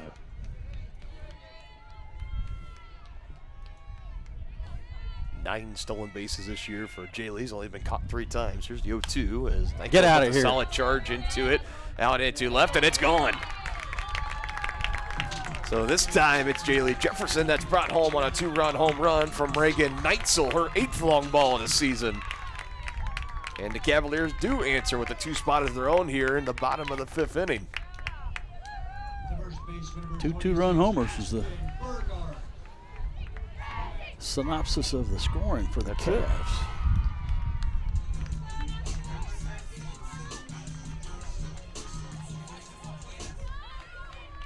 And now if Aspen is able to get a hold of one, that could definitely put a big charge into this crowd and into that Johnson County dugout. And who knows from there, still some work to do, down 3 runs and a first pitch swing and miss strike. Swinging for him there.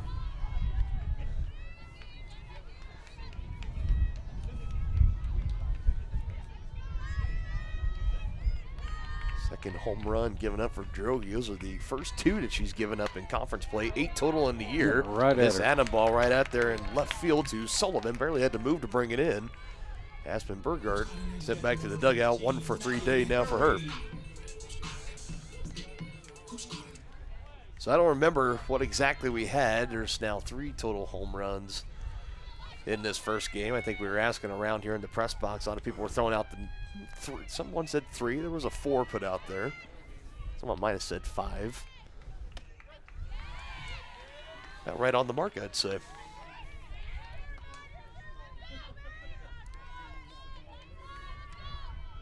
Definitely have been taking advantage of that wind.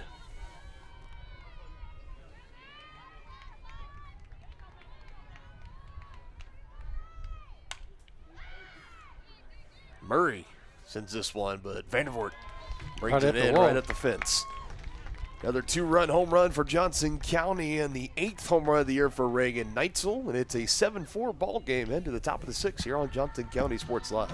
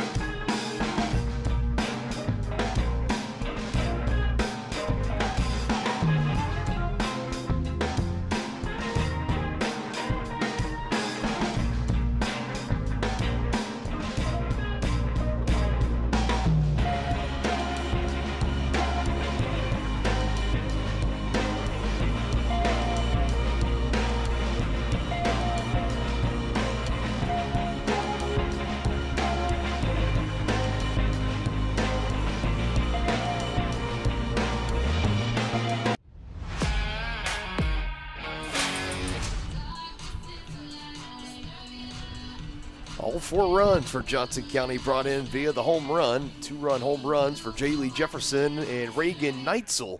Neitzel's coming in the bottom of the 5th inning. 7-4 ball game now.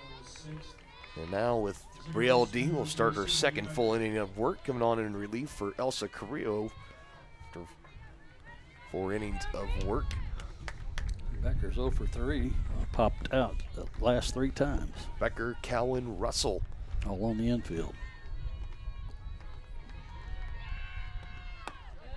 And D starts it off with the first pitch strike. Murray liking the location of that pitch, pointing back to her pitcher saying, do that again. Just like that.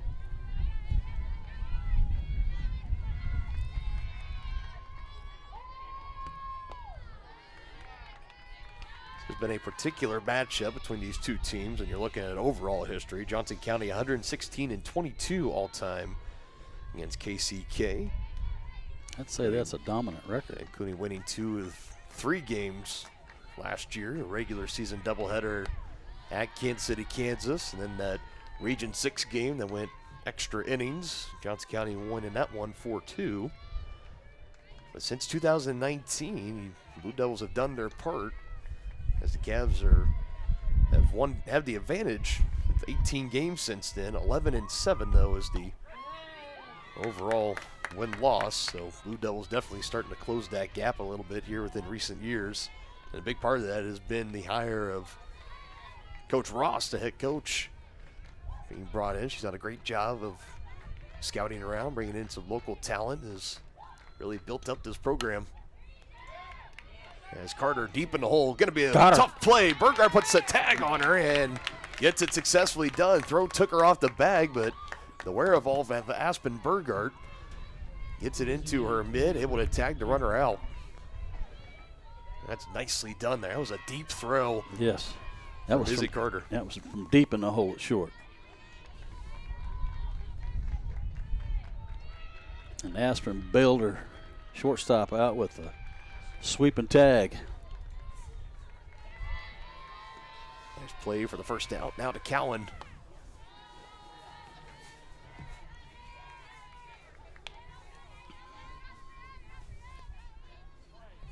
Mentioned Johnson County winning 2 of the 3 matchups last year. The one win for KCK, it was a 1-0 win.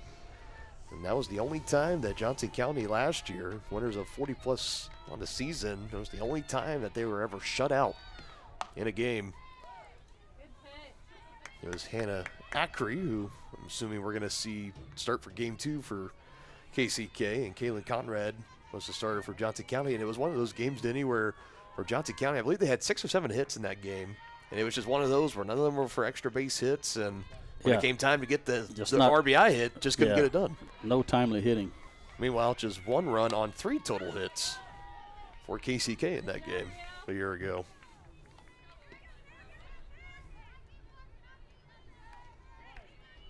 As so far here today, 7 runs on 11 hits for KCK, just 4 runs on 8 hits for Johnson County.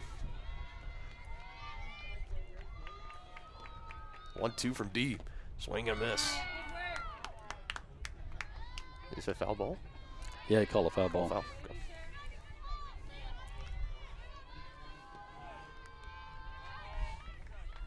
Just got enough of it.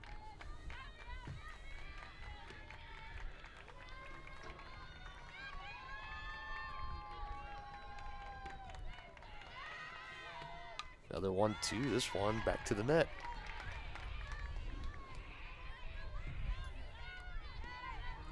Cowan 2 for 3 on the day. She had one of the big home runs and a single, but scored twice.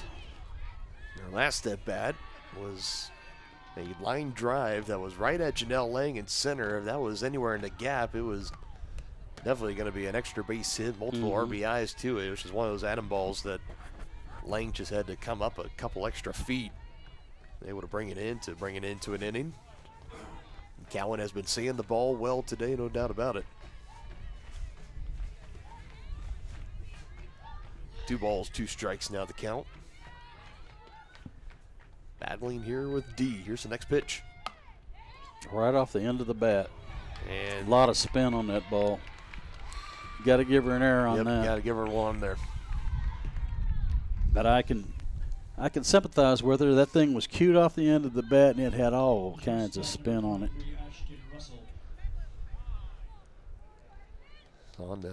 On the bounce off the turf, it was coming in her glove. It was spat out. Was still trying to recover, make a throw over, but just was not going to be in any time.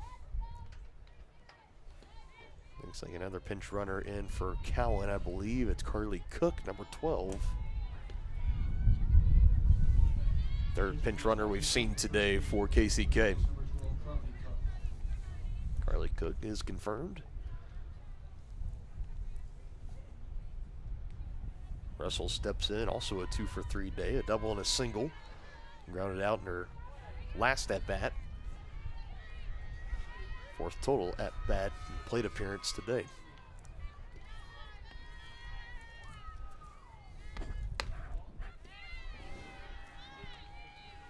1-0.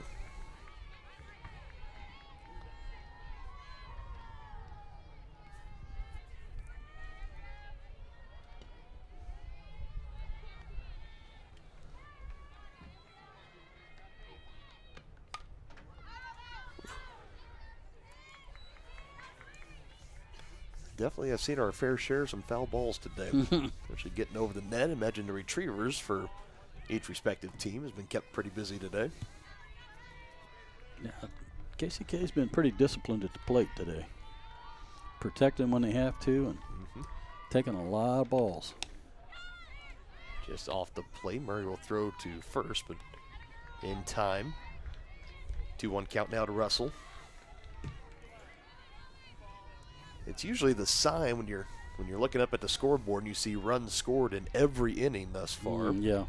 It's a sign of a team that is going out, taking what they are given, and making the most out of it. Yeah, they're getting very disciplined, like you said. Getting timely hits. That's when you see all those numbers up there. That's what that means. They've done it in a variety of ways. Whether it be those put it in play and see what happens, or let's belt it over the wall, or one hop right off the wall. They've been able to do it all today. Point proven. CNI ball right there, ground ball. Takes a couple of hops to Janelle Lang out there in center. There's nothing you can do with that. Yep. So now off the air for Izzy Carter, followed by a single for Russell. 3 for 4 day for her. And the line continues to move for KCK, trying to answer those 2 runs given for Johnson County in the bottom of the 5th.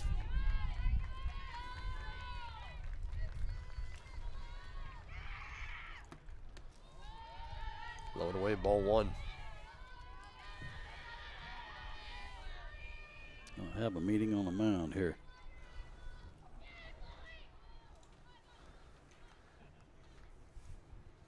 This is a doubleheader, and even just talking with head coach Aubrey Bratton Volkins, it was very well aware that the pitching staff today for Johnson County, 'cause they knew what Droege was going to bring. They more than likely know what Acree's going to bring in the start for game 2, that the pitching staff would have to reciprocate that for Johnson County if they wanted any chance to try to at least split or sweep this doubleheader today.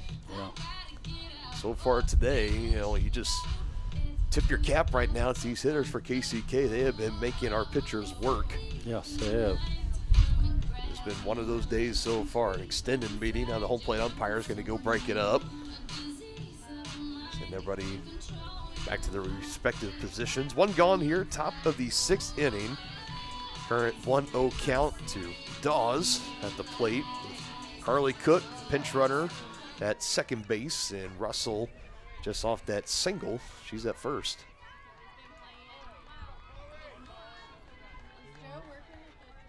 Picking up where we left off on this at-bat. See what D serves up here off that meeting.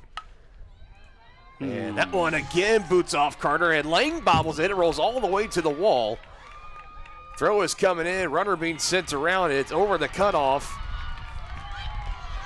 And KCK continues their streak of scoring in each inning. Back-to-back innings of 2 runs at least scored.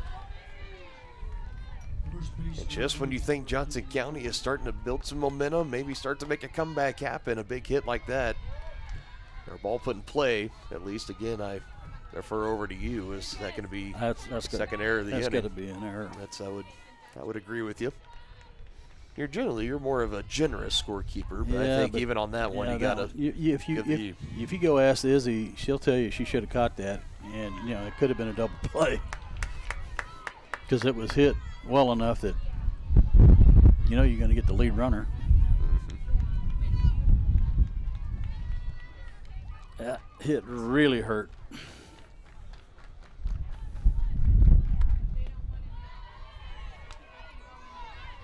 And you had that. I mean, definitely, once it got in, it was going to be 1 run scored, and then Lang bobbled it in center, and then it rolled all the way to the wall, so that allowed the second run to come around to score. Yeah, I just wonder if she didn't pick it to runner and just didn't look it into her glove.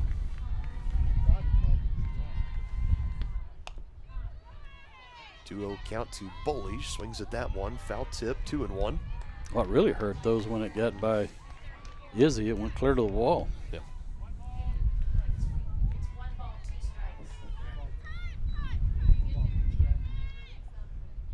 I think it could even be possible that if she cuts that off and it doesn't roll all the way to the wall, I think second maybe run may not score, yeah. Yeah, I mean, maybe not. Yeah, you It's just still, don't know. But definitely as soon as it went to the wall, I mean, it was green light sending them around for Coach Ross, their base coach, also head coach.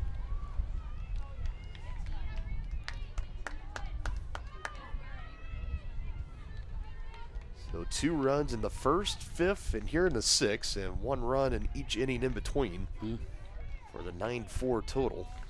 That's a recipe for victory.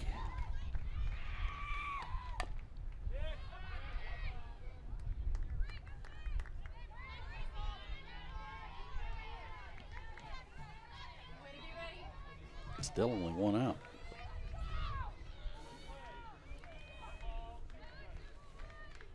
It's fitting for Johnson County today. At least 2 errors on the day, 3 depending on what scorekeeper you ask. So there was another play over at short for Carter. I think we all up here would agree, given that it was a single, because it was a tough play where you had the runner running in front of her. It was Neitzel had a chance on it, trying to pick it up off the turf. But for a defense, nonetheless, for Johnson County, that has been very clean in conference play. I believe no errors coming into today in conference play, and now at least 2 put on the book here. Now a 3-2 count to Boley. And KCK, like any good team does, 15-game winning streak, top of the conference. If you give them errors, they're going to make you pay for them, and they have done just that today. Yes, they have. Still a chance for redemption in game 2, and there's still 6 more outs for Johnson County to work with. So this one's put out into right. Kolaric is there. Runner will tag up. Dawes trying to move to third, and she slides in safely. Productive out here for KCK. Runner still in scoring position, 2 outs. Interfielder number 4, Kylie Vanderboot.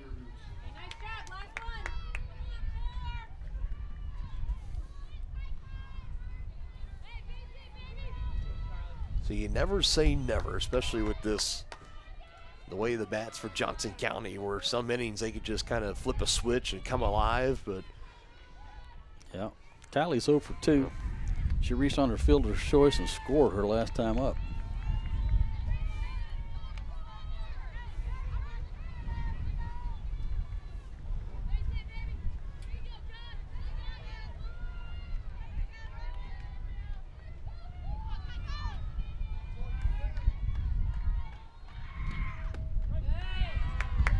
Inside zone, gets it. 1 ball, 1 strike.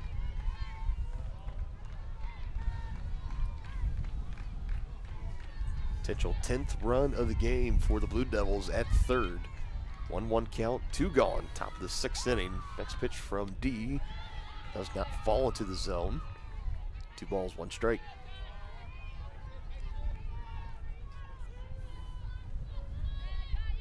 All signs pointing towards that winning streak, going to be extended to 16 games. Able to hold on to what is currently just a 5-run lead, and it's going to go to 6 as that gets over the glove of Neitzel. Another chopper.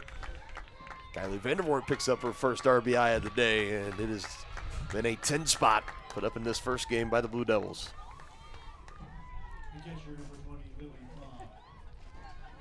And both of those runners that reached via the error have just come around and scored. You beat me to it.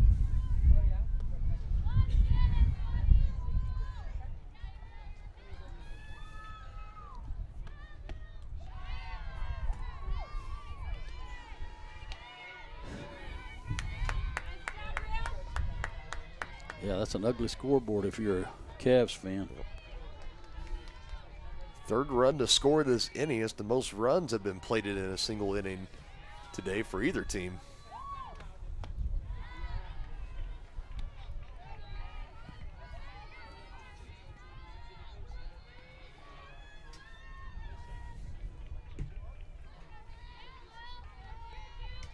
And this offense came in hot today for KCK. It stays hot.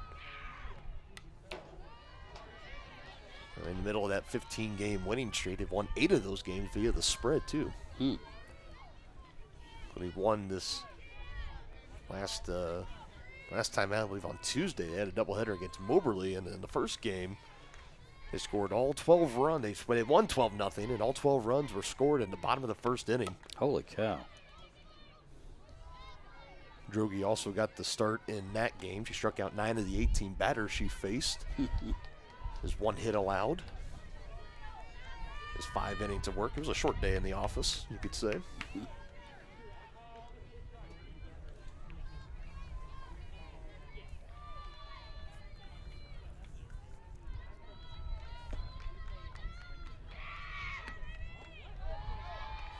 Murray able to keep that one in front of her, so Vandervoort holding tight at first base.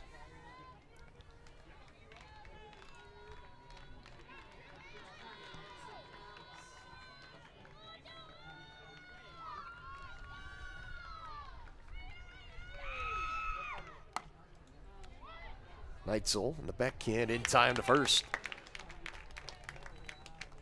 3 more runs across. It's a 10-4 KCK ball game into the bottom of the 6th on Johnson County Sports Live. Hey, you ready to go to my mom's? Oh, I can't go today. I have to mow. It's probably going to take all day. Well, that's too bad. Don't work too hard.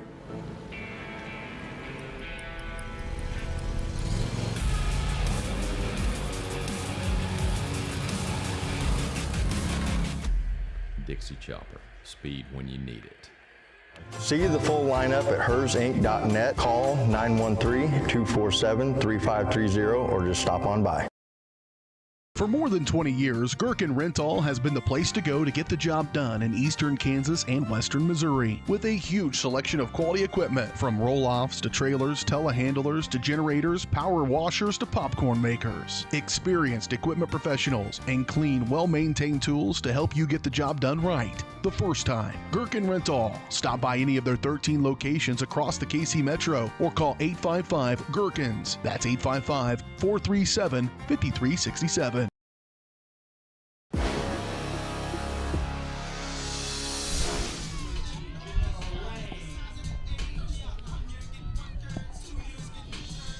(10-4). Deficit is 6 runs for Johnson County. They saw after another 2-run home run, the second of the game, they were able to get across in the bottom of the 5th inning. That one from Reagan Neitzel, the one before by Jaylee Jefferson. They're heading to the top of the 6th, hoping for the first scoreless frame, but went the opposite way. They gave up 3 more runs, most runs scored in a half inning for either team today. Now back to work, down to their last 6 outs, and face their largest deficit of the afternoon with 6 runs. Yeah, Janelle 1 for 2 on the day with a double. She was stranded at second base. I'm sorry, she did advance to third, but was unable to score. And that was a leadoff double, too.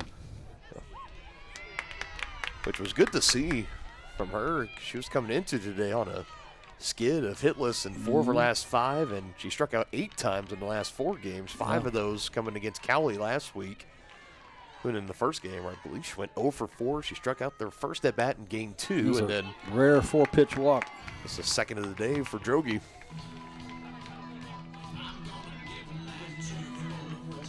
But Lang has been doing her part, has a double, now back on base with a 4-pitch walk. Time is coming very short here for Johnson County. Yep.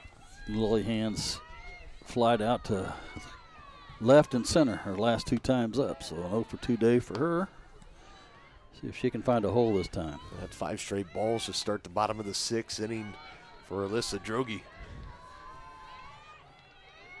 Has given up her first 2 home runs in conference play today. It's her last multi-home run game. You got to go back to March 15th where she gave up 3 in a 13-5 loss to North Iowa area. She came on in relief in that, and that was really that game where 4 1/3, 11 hits and 8 runs given up. But ever since then, Denny, she has really settled in and has been just on a tear. There's no other really way to say it. Hadn't given a home run up between that game and the game today. Averaging about 6.5 strikeouts per 7 innings pitched in that stretch, coming up on about 3 weeks or so worth of games. So far today for Johnson County, it's been kind of like feast or famine at the plate. Back-to-back 3-ball counts for Droege.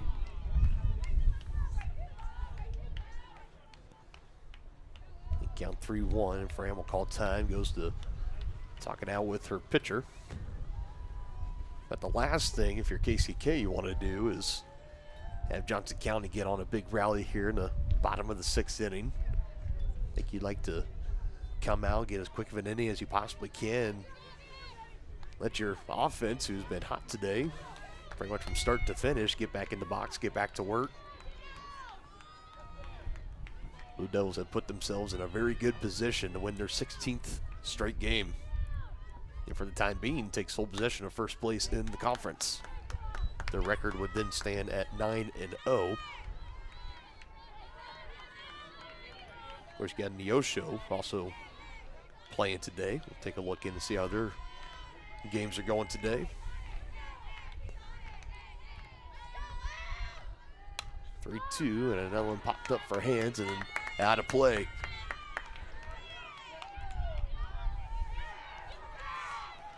Little boy jumped off the stands pretty fast, wanted to run down that loose ball, but somebody beat him to it.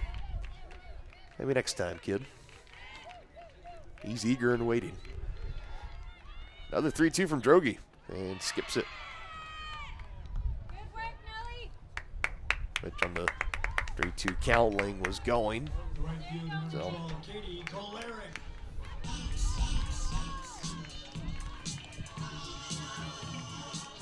How about that for both base runners aboard for Johnson County, getting on via the walk, still nobody out. Back-to-back walks by Droege.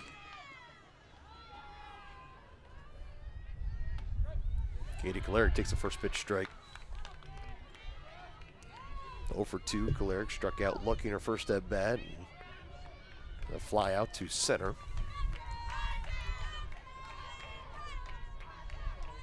Into this game, leading the Cavs with RBIs at 33, and pulls on this one, and that'll get way out of here, foul.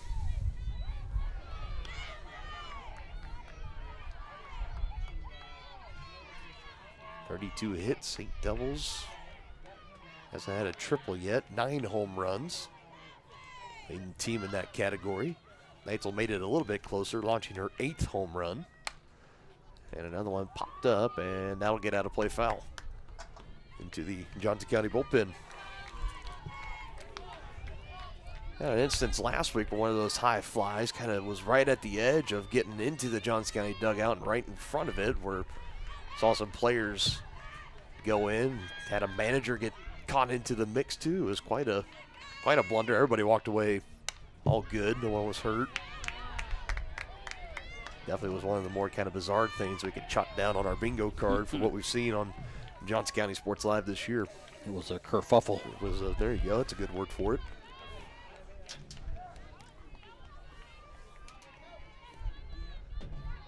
Still an 0-2 count. Next pitch from Droege, and it stays 0-2. Like that 4 straight foul balls for Kalarick. See if she can find one to hit here. Be an opportune time for her 10th home run of the year. Just trying to protect on 0-2, and pops it up, and that'll stay in. Droege, and it goes back on her. That's an E1. And that's going to load the bases. Nobody out. Now you correct me, Denny, but usually I'm always grew up being taught that any on those, usually the pitcher you don't want. No, you don't want the pitcher making that play, but the catcher was going, I don't see it, I don't see it, so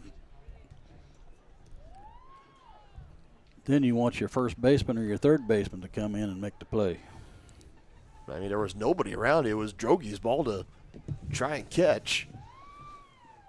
Yeah, you don't want your catchers doing that. Because I believe Hands is going to maybe have a stop, and she's just going over, talk over to Coach Jackson over at third base. Conference, more talk for Coach Lana Ross to This is Drogi. Attention please, now pinch hitting for the Lady Cavaliers, number 20, Jayla Green. And it's a pinch hitter, so Jayla Green will pinch hit for Mackenzie Yoder.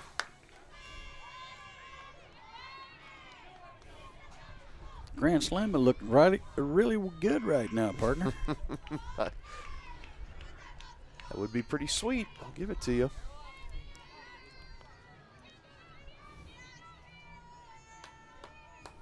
For Jayla Green, just her second appearance this season in conference play.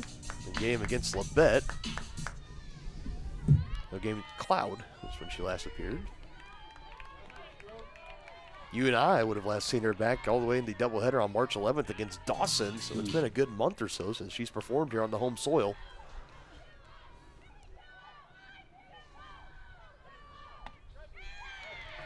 Takes a called strike here.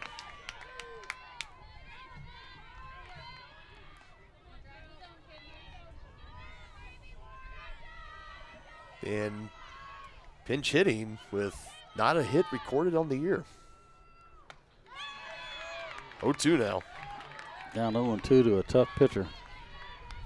I mean, I cannot think of a one better situation to get your first hit, but also a more very tough position to kind of be. I mean, nobody out. Bases are loaded. Drogi looking for a 3-pitch strikeout and fouls that one off his green. Yeah, she's just got to protect and try and find a hole. Imagine J-Lo will now take over duties in left field. Mackenzie Yoder's day will be done.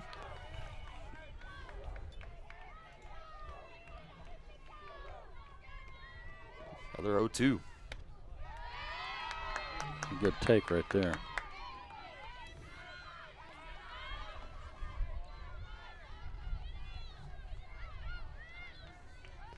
This is also only her second at-bat of the season, too. In 5 total games. It's been more of a come on as a pinch runner, but she strikes out here.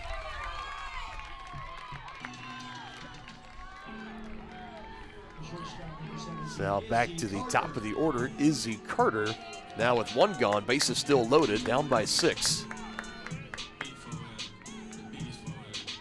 Izzy's 2 for 3 on the day for the run scored.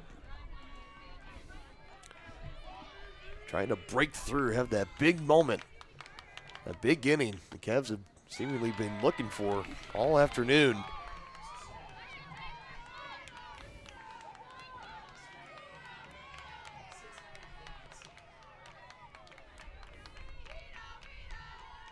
Oh, 0-1 to Carter. Next pitch from Drogi. Winds and delivers.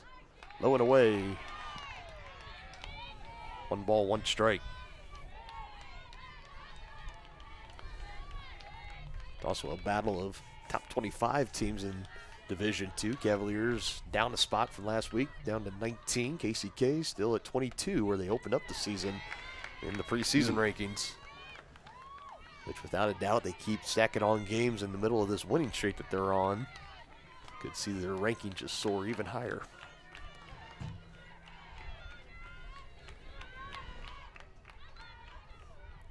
Two-1 to Carter. Chopped over on the right side, and Blue Devils will trade a run for an out there as Lane comes in to score. Exactly what you do there.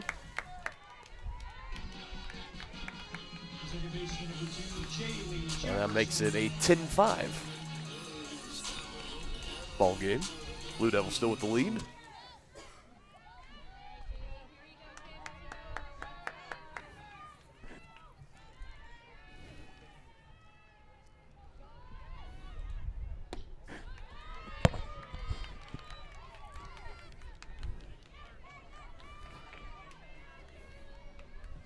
Jaylee with the big 2-run homer. At a first of the season, there's not a whole lot that she can do, but one of them would be a multi-home run game. There you go. But hits this one over to third instead. Throw across in time. Johnson County does get 1 with bases loaded, nobody out. As we head to the 7th and final inning, Blue Devils up by 5.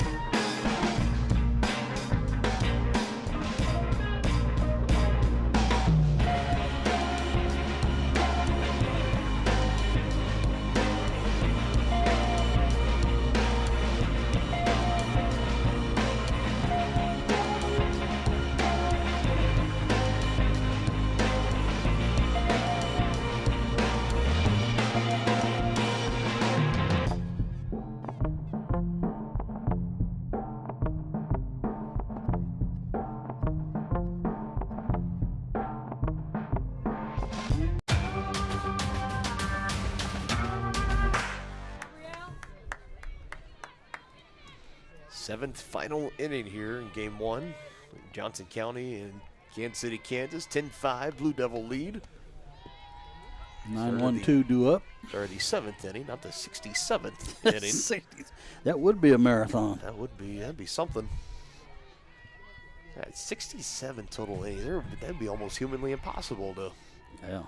That's when you got to start taking volunteers from the stands to start pitching. Eventually, you're going to start running out of arms, and man, I don't know. One note, Mackenzie Yoder, she's still out in left, even though we saw Jayla Green come in. She pinch hit for Yoder. With the bases loaded, nobody gone. But Yoder back out in left field. This one up the middle. Jefferson on the left side of the bag. Done. In time for out number 1. Jaylee has such a quick release. I think for every put out that she has this year, you mentioned that at least once. Yeah, I know. Once or twice. I just love how quick she gets the ball out of her glove. Got to be an old middle infielder to appreciate that. I mean, it's so smooth. It's what you want from a middle infielder. For someone that could count on one hand the amount of years they've been playing competitive, organized softball, and Jaylee Jefferson, she plays very nicely as Bernhardt able to track that down with the wind and just what continue to push it. You know? Yeah.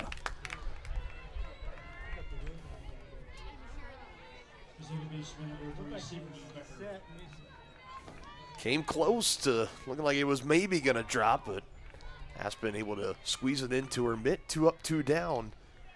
And could it be the 7th inning, the first scoreless inning for KCK? Brielle D is almost there.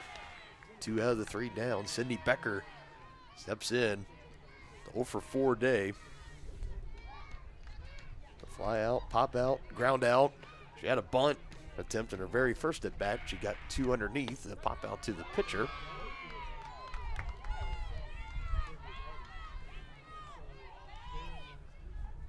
There's the 3rd error. I've been looking at my scorebook thinking where 3 errors came from. It was from the error on Carrillo back in the first inning. Right.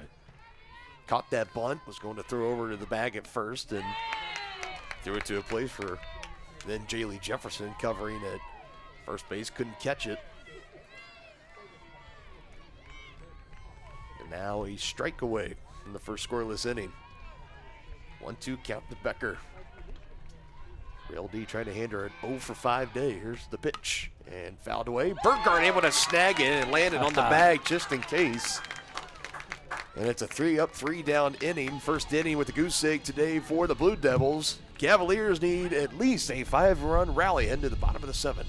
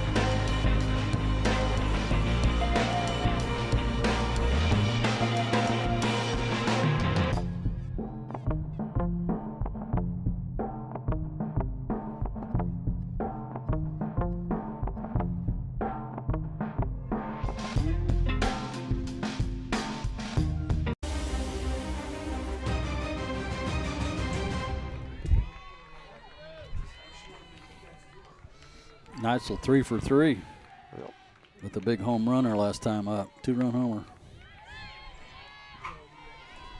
She's having a day. Yeah, single in her first at bat, had a walk in her second. 2-run homer last at bat, like you mentioned. Technically a 2 for 2 day, but yeah, 2 for 2. Reached base safely in all 3 appearances so far. I get where you're picking up, Denny. I got you. I got you. Thanks, partner. Starts ahead early here, 2-0.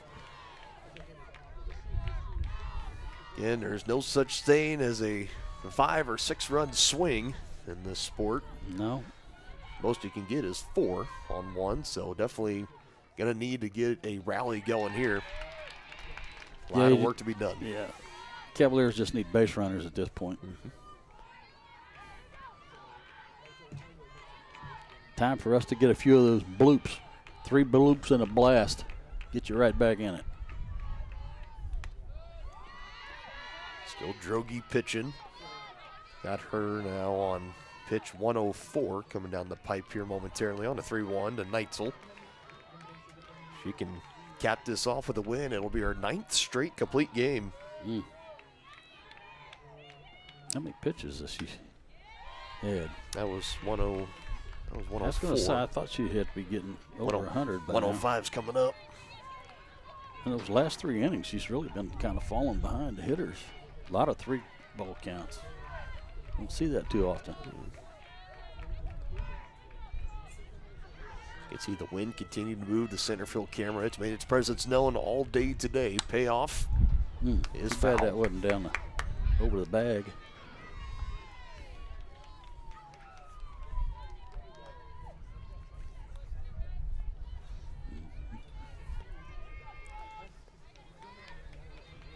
Would have been a good start to what the Cavs are looking to be a big inning.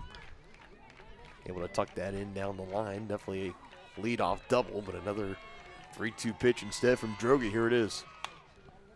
It pulled, but foul. Ooh, man, that stayed in the... It did. I thought it was going to go into the bullpen. It stayed in. It gave Sullivan a chance to maybe run it down. That's kind of, I was just talking about our what you've deemed as the kerfuffle right in front of the dugout. It was on a fly ball that was just like that. It looked like it was going to go out, but it landed right in front of the fence, right in front of the padded wall. It stayed in the yard. 3-2 to the Cavs leadoff hitter here in the 7th. And Neitzel this time will send it over the wall. Gone. Number 4. Home run number 9, her second of the day today for Reagan Neitzel. And that is one, we've talked about the majority of the deep flies today have been ones that you kind of have to wait and see on. That one, no doubt, as soon as it left her bat. Yeah, that's a no-doubter. And the 3rd home run today given up by Droege. KCK, they do have options as far as players they could go to in their bullpen if they want. As for Johnson County, only 3 pitchers on the staff this year. Umpire talking over with head coach Aubrey Bratton Vulcans right now. 6-10 is the ball game right now.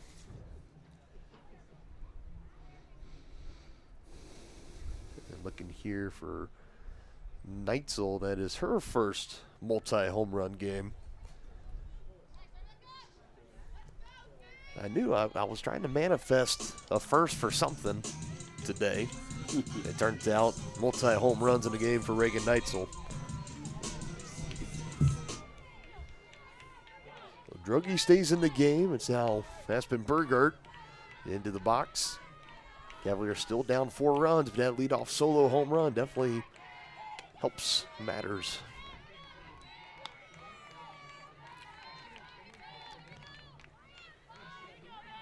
Now maybe for Droege, who's seen 3 home runs go over the wall, might be a little bit timid now of maybe trying to resort to nibbling around, trying to get batters to chase, but Burgert lays off there, now 2-0. Yeah, the problem with that is if they don't chase, then you're down in the count to a good hitter. But then you feel like if you give them something to hit, they're putting it over the wall, so it's kind of between a rock and a hard place for a pitcher, if you will.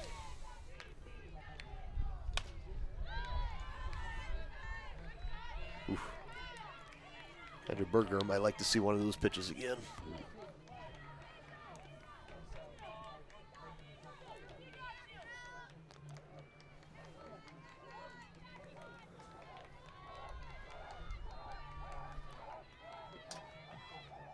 Oh, there you go.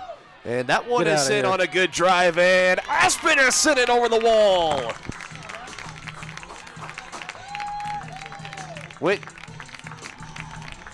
down to get that one. Aspen Burgar now has a solo home run, and the lead is now down to 3 for KCK. Back-to-back jacks.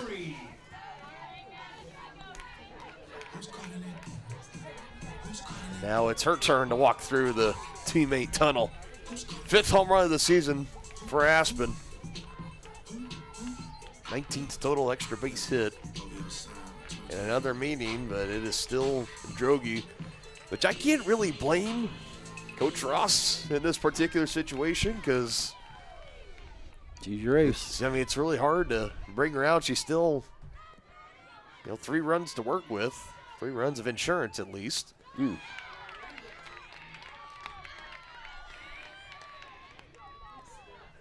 you can imagine for Drogi, even if Ross was starting to make that walk to maybe bring her out of the game, she might try to talk her head coach into leaving her in there trying to finish it. Looking for her would be 9th straight complete game. Yeah, that could backfire on you. Remember the Mets? It can. It can. In the World Series against the Royals, he talked to his manager into leaving him in. And Matt Harvey, Matt Harvey, they call him the Dark Knight. The Dark Knight. Yeah. And then Hosmer, doubled or tripled off the wall. There's another well-hit ball. That's gone, too. Back to back to back, Jacks. Maddie Murray this time breaks that 0 for 3 day. And what is happening here in Overland Park? There is something in the air. 3 batters, 3 home runs. And that could be the final straw.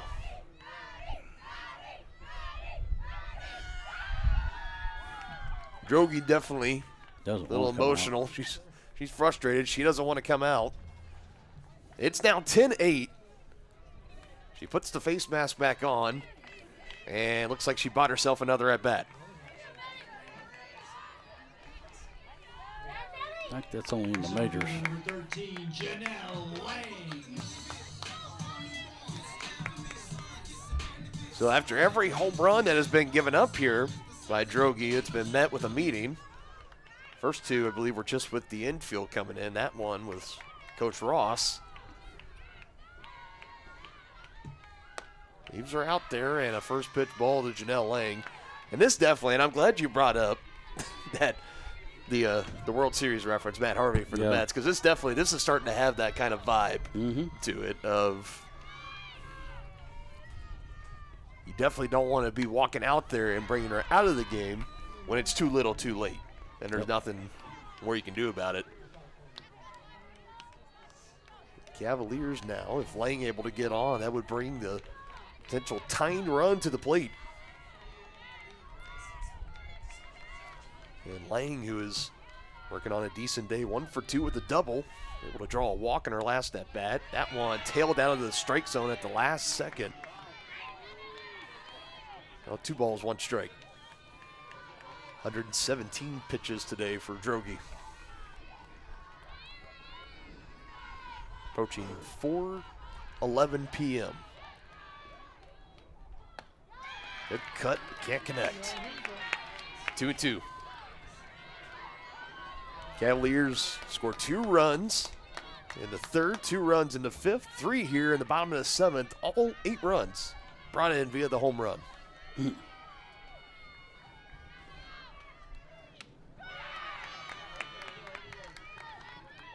That's not true. The one in the 6th. Yeah. My bad. I got a little too excited there. 1 scoring on a fielder's choice. Yes. Call it. 7 of your 8 though on the long ball. That's not too bad. Pretty good. 3-2 count to Lang. Here it is. Swing and a miss. And Drogi just a big sigh of relief. And that's just the first out. Still 2 more to get. 2 more to work with if you're Johnson County. Getting into the bottom half of the order, Lily Hands. We call it the bottom half of the order, but when you have Lily Hands with Katie Kolaric on deck, Kolaric, your leading home run hitter, at one point was one of your leading RBI getters, still top 3 in that category as Hands, first pitch swinging, pops it up. That's going to stay in play. A win kept it in play. Is there. So now, just like that, Johnson County is now down to their last out.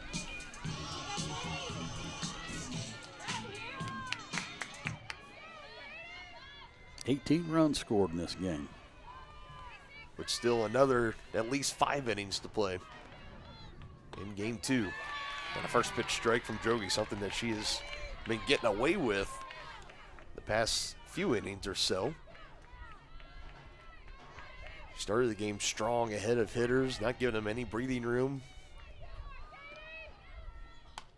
Now Kalarick and brings it in, and that'll do it.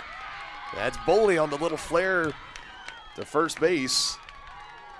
And despite back-to-back solo home runs here in the bottom of the 7th, plating 3 runs, it still come up 2 runs short.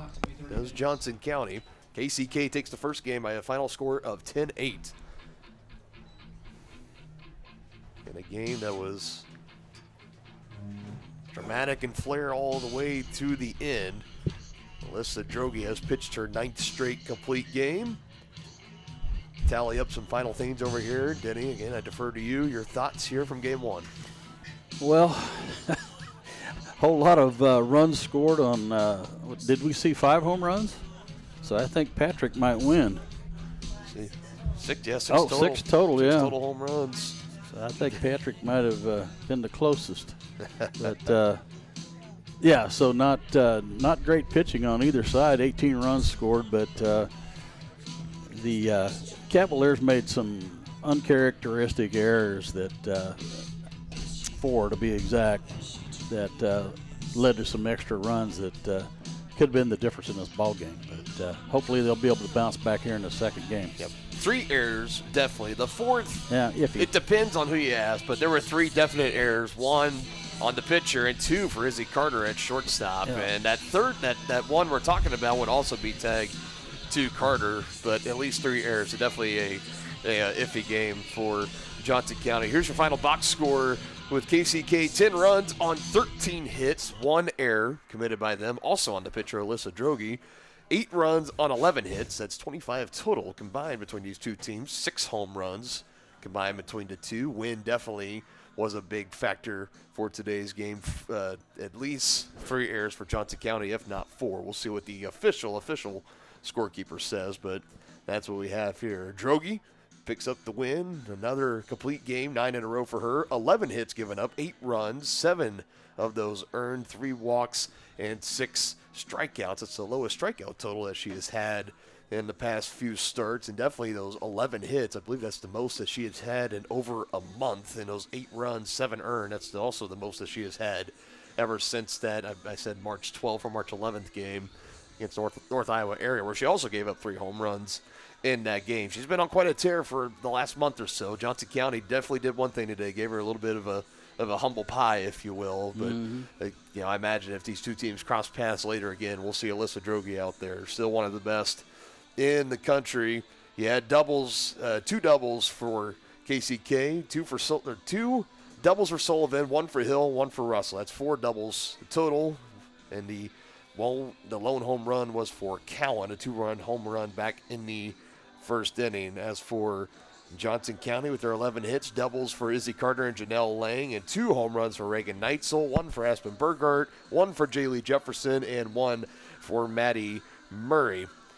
In those errors, 1 for Elsa Carrillo and Izzy Carter tagged with 2, if not 3. So that is how the first game wraps up here. Blue Devils take it by a final score of 10-8. Game 2 will start roughly at around 4:45 or so, if not a little bit earlier than that. So we'll be back with first pitch of Game 2 in about 30 minutes here on Johnson County Sports Live.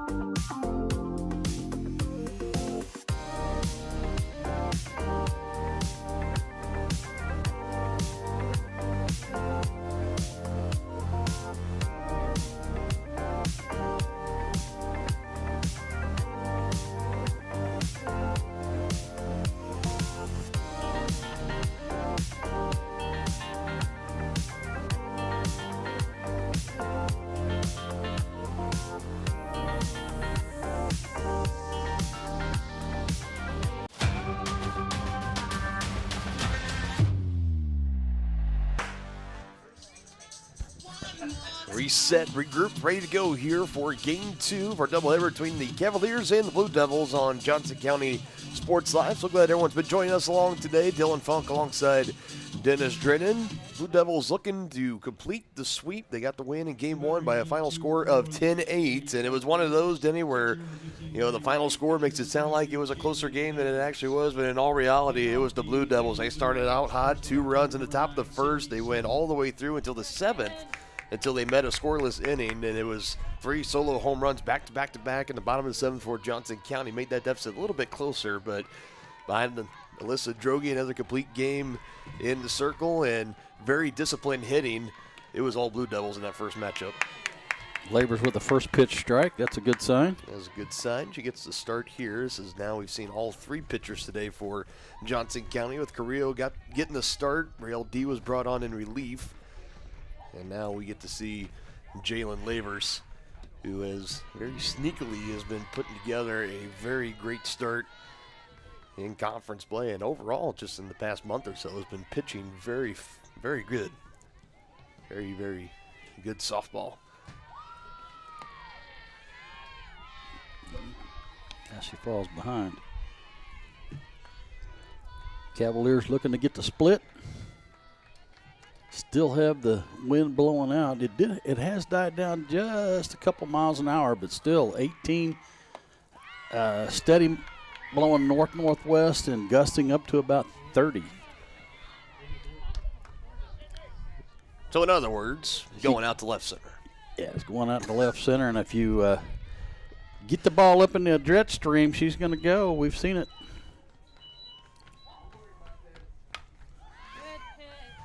That's going to stay in the yard. Right on the chalk. It's Kolaric able to bring it in right field for the first out.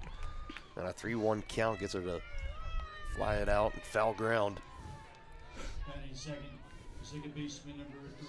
So for Lavers, this is her 4th start in conference play. She had starts against Labette, Cloud, and Cowley. 17 total innings, 6 hits, 2 runs, and 17 strikeouts to 4 walks. The .82 ERA in conference play. Awesome. I mentioned she was off to a good start. I meant it.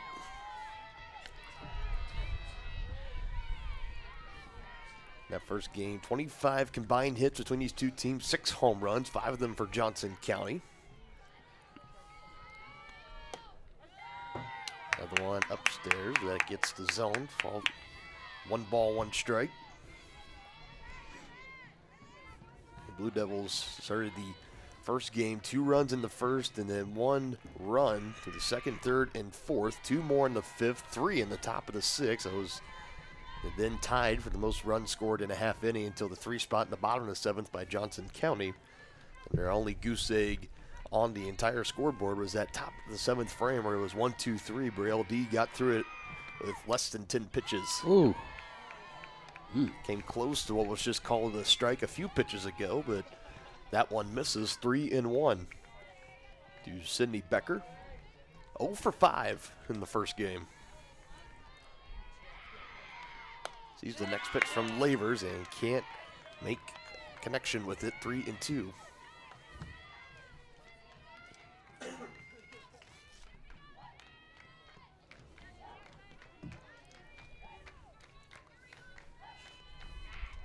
Payoff pitch. Swing and a miss. There's the first strikeout of the day for Jalen Lavers.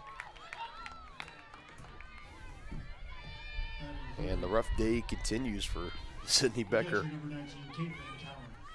Combined 0 for 6.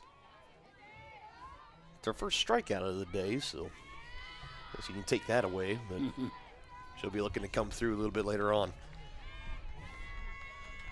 Count had a 2-run homer in the last game. And chops this one over to Carter at short, and for Jalen Lavers, it's a pretty smooth sailing top half of the first for her. 3 up, 3 down go the Blue Devils. Cavalier bats coming up next.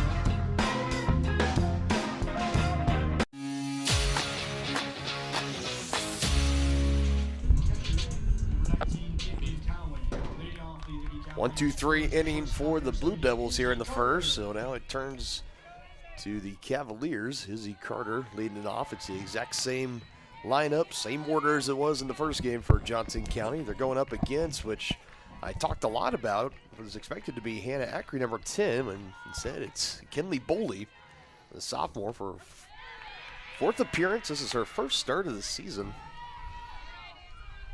In conference play, I say. First start in conference play. Out of the season. Initially, in the lineup card, it was Ackery that was going to get the start. Boley head in 0-2 and gets her to pop it out into center. And under it, Kylie Vandervoort for the first out. So I don't know, I guess a little bit of keeping Johnson County on their toes or something. I don't know why you put this is going to be our starting pitcher and then in between a half inning of work you switch it. I'm not sure. But we move on.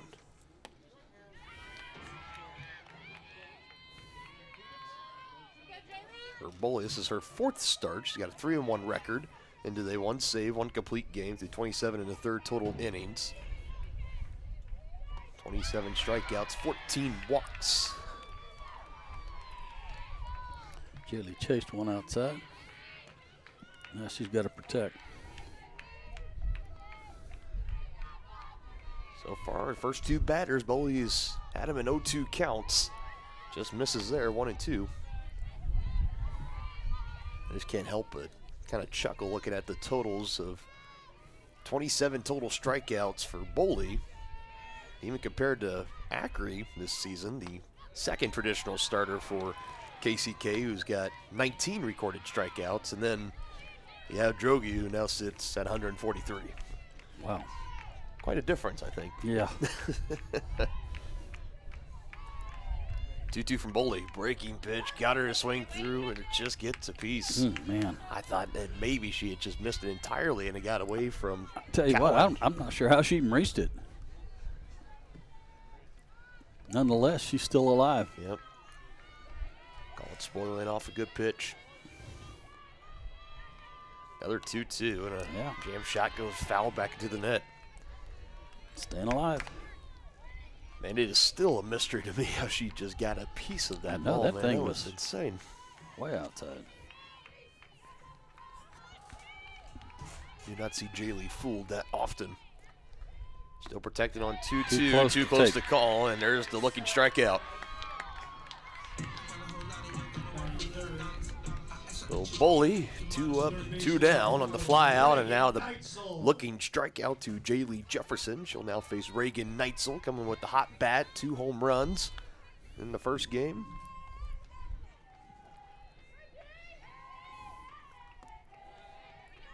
I believe if I remember correctly, she was the one in the bottom of the 7th that hit the first of 3 in a row for Johnson County with her, and then Burgart to follow, and Maddie Murray put one over the wall.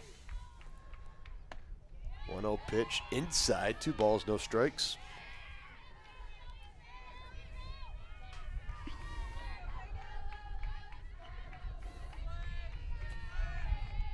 All that part of a 3-for-3 day, 3 RBIs total for Reagan in the first game. Yeah, she had quite a game. See if she can keep it going here.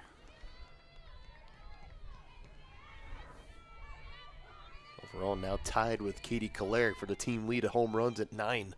It's a race to see who's going to be the first one to double-digit home runs.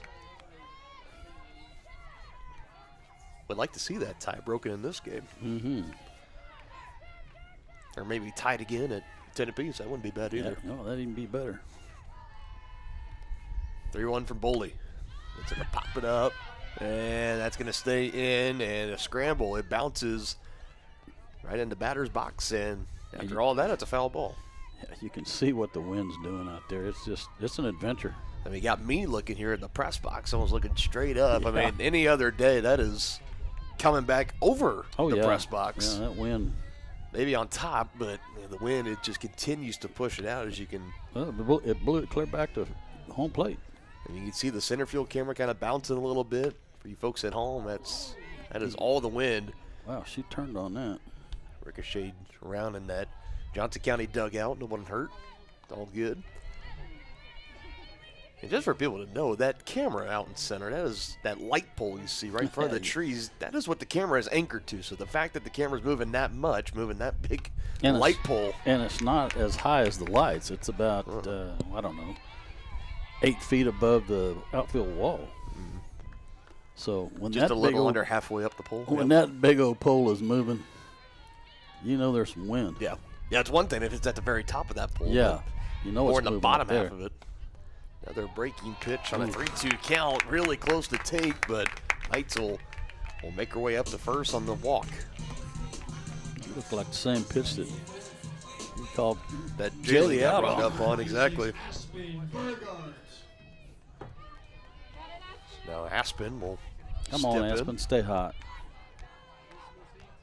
2 for 4 with a run scored, an RBI. Also with that home run, solo home run.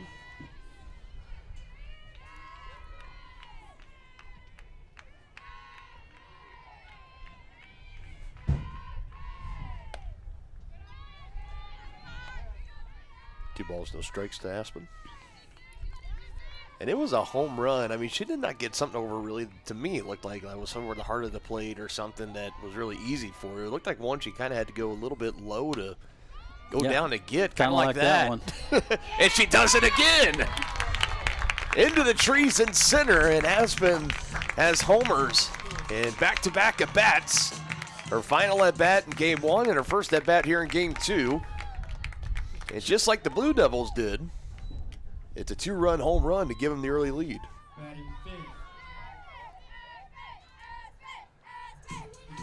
Aspen's kind of got that natural uppercut swing, and man, when she barrels it up. Mm-hmm.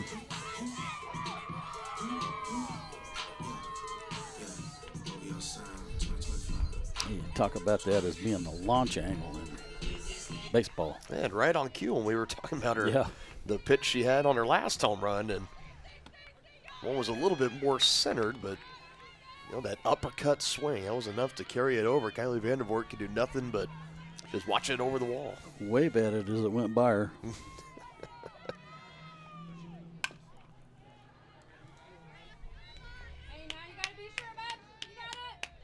That'll help the old batting average, slugging, RBIs, all that for Aspen Burgert, and her home run total now at 6.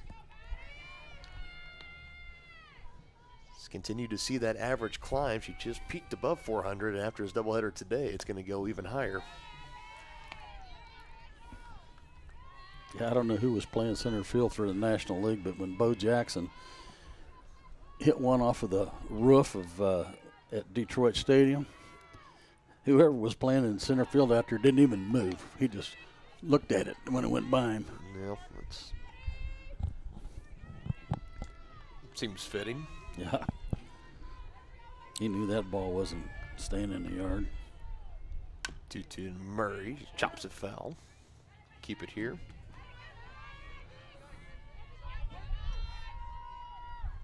Murray went 1 for 4, and 1 hit being that home run. Capped off the trifecta of solo shots in the bottom of the 7th. And Alyssa Drogi was able to retire the next 3 batters and cap off her 9th straight complete game, although Youngstown County gave her about everything that she could handle and all that she wanted. Made it close in the end. And now if we're looking at best case to split this doubleheader with the Blue Devils. Another one fouled away.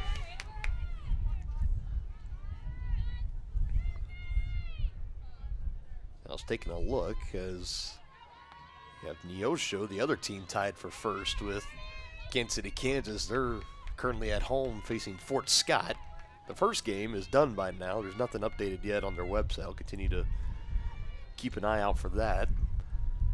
Another 3-2 is popped up. This one will stay in the yard. Who's going to bring it in? It'll be Vandervoort out in center. And that brings it into the first inning. 2-run home run. Aspen Burgard gives the Cavaliers their first lead of the day, 2-0.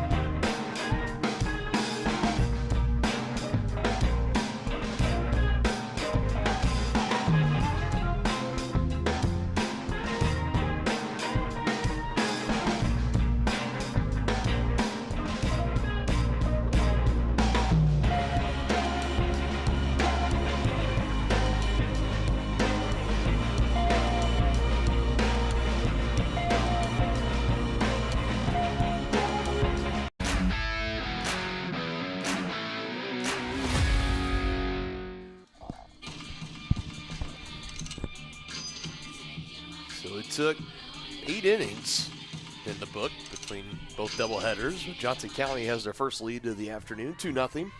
For Kansas City, Kansas is a 2-run home run for Aspen Burgart, second of the doubleheader and her 6th overall on the season. Jalen Lavers back to work, had a 1-2-3 inning in the first. Will now face Russell, Dawes, and Boley in the 4, 5, and 6.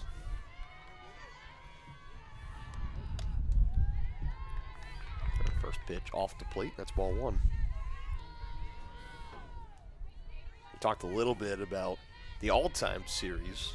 Now, after the result of game 1, 116-23, still widely in favor of Johnson County.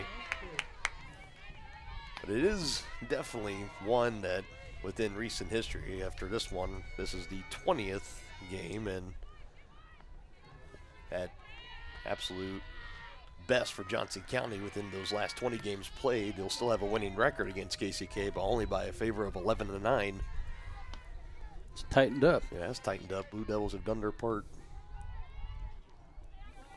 Mentioned for the head coach Ross coming in, she went over to, made a stop at Fort Scott, got that softball program turned around, led them to a lot of record-breaking seasons for that up at Iowa Western. Now she's here at KCK, I believe her 5th year as head coach. Just this past March, she was able to record her 200th career win as head coach of the Blue Devils. As Lane brings this one in for out number 1 on a 3-1 count. Gets her to fly out to center. Batting 5th, the right fielder, number 6, Chloe Dawes.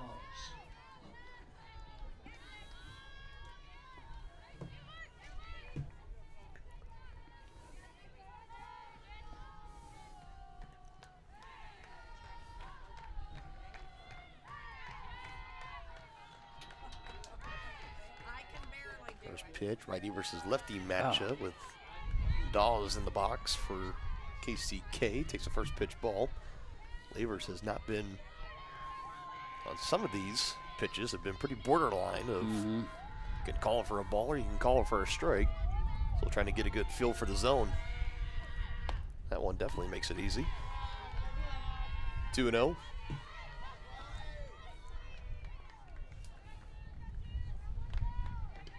Where Cavalier pitchers got in trouble in game 1. They were falling behind hitters all game long. It's a good pitch.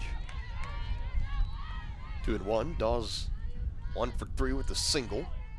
1 RBI and a run scored. A walk and a strikeout in the first game.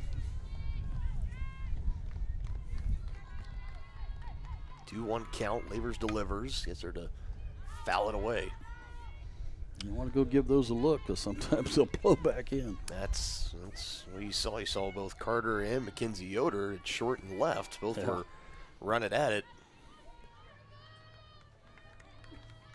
But for me, I mean, there have been a couple of times I'm writing off a ball as it's getting out foul, and the next thing I know, it's drifting back in play, and it could be brought in for an out. Yeah, that one that looked like it was going to come straight back over to us. Yep. The wind blew it clear back to home plate. It's crazy. Yeah, nobody caught it. It bounced in the right-handed batter's box and went foul.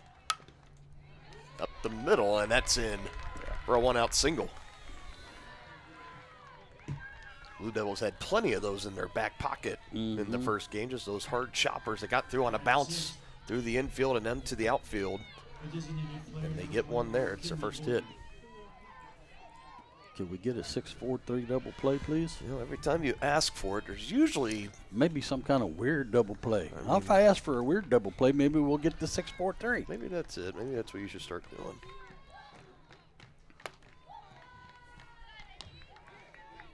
We'll take any kind of double play. How's that? So you say that, and usually what the softball gods do is they give you a double play, but it always goes against Johnson. Not always, but more often than not, it goes against the Cavaliers.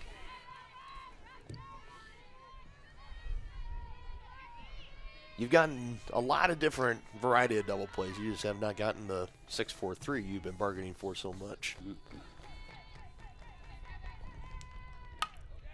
Ha-ha! Oh, no.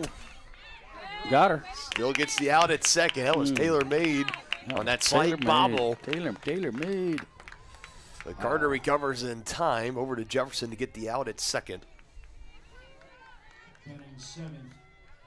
I have not seen your eyes that big in a while. They're big as dinner plates over there. Like a kid in a candy shop. Yeah, it was tailor-made.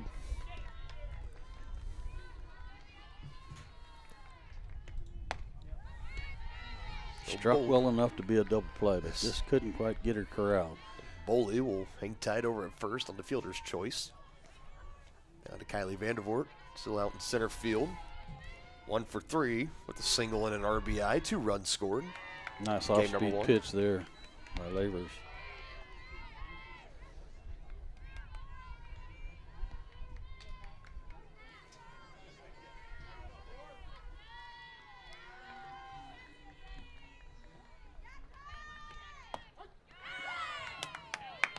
One and 2 now. Back-to-back great pitches from Jalen Lavers.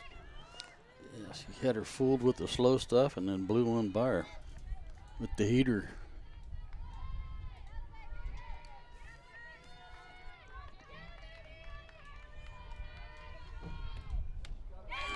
Swinging.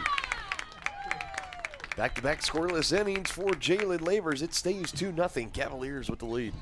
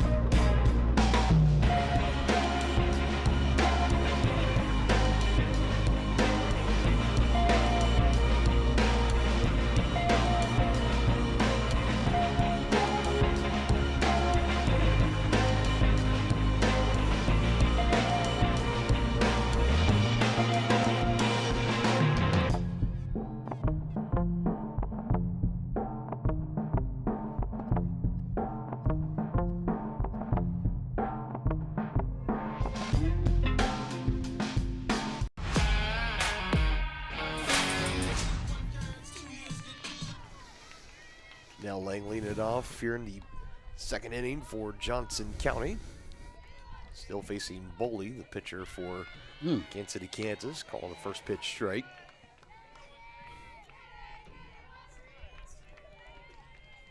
Lang 1 for 3, had the double. The run scored, with a walk and a strikeout. As that one will get up and out of play. 1 ball, 2 strikes.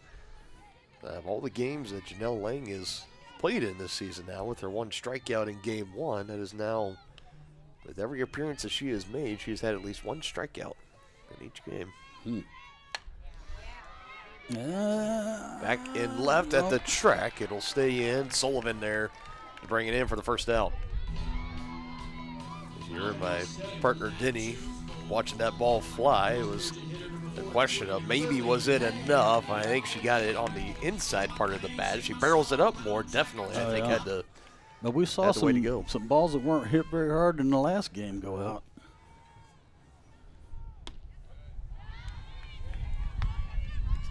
There's that gust. If she had that gust that just went through, maybe she would have had it. Good job by our crowd, Mike, picking up that wind gust coming through. Pulled. That's going to be foul, though. Trying to track it down, but Sullivan won't get there. Long foul ball for Lily Hands behind early 0-2. Just a noisy out. Her noisy strike.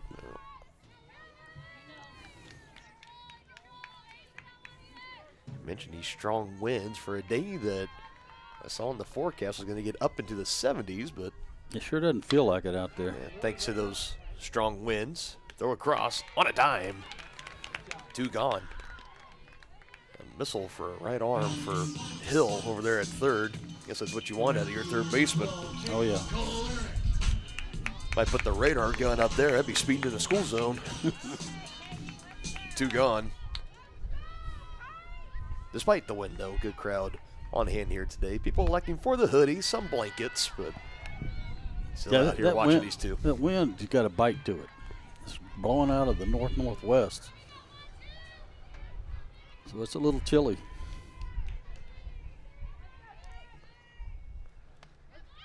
Wow, that's a nice changeup.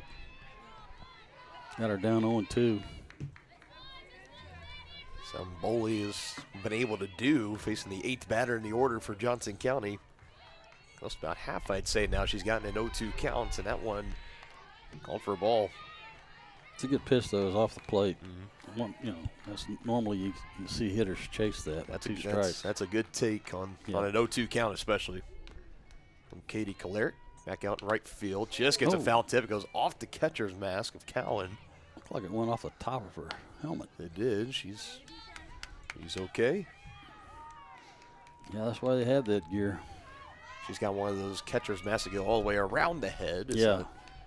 So you don't hit it in case you get hit with a backswing. Another breaking pitch, and Claire just fouls it away. Claire did a good job there, though. She adjusted to that pitch really well.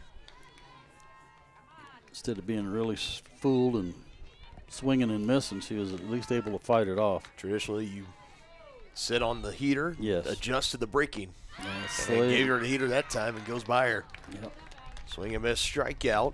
First scoreless half inning for Boley as we head to the third, still 2-0 Johnson County.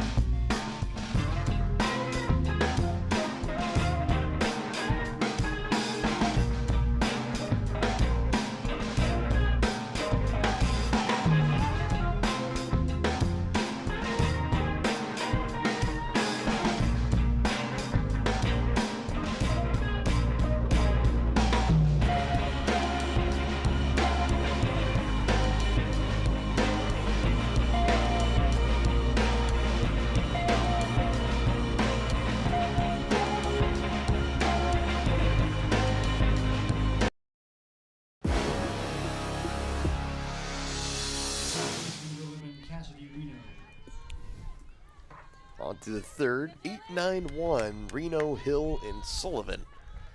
Due here for Kansas City, Kansas. Jalen Lavers looking to hang her third straight. Scoreless inning up on that scoreboard.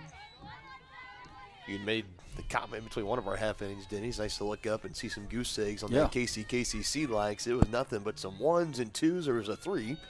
And the only goose eggs up there was the top of the 7 scoreless frame and the 0 and the 10 runs scored. Yep.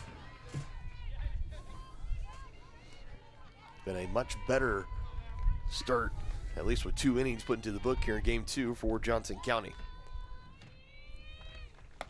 There's a 1-1. That gets in there. That fastball had some movement on it, too. Lavers back in front, now 1-2. Cassidy Reno did not play in the first game, so her first appearance of the afternoon. 1-2 from Lavers, lays off of it, even count at 2 apiece.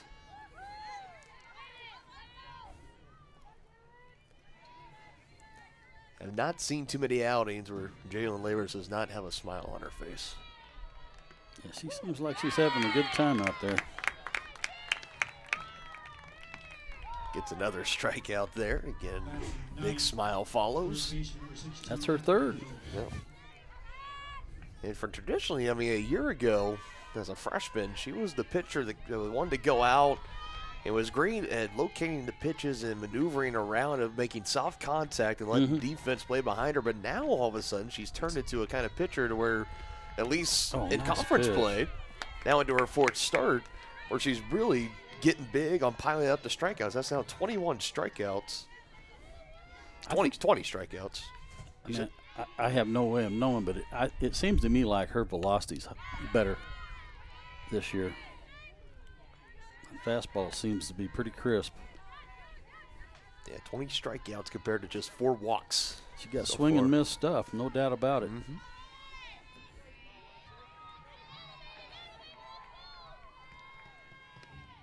Gets a 3-pitch strikeout there. That's back-to-back Ks put into the book. Looking. Yeah, both backwards. Yeah. So there's now 21 conference play strikeouts. Back to the top of the order with Sullivan, 0 for 1.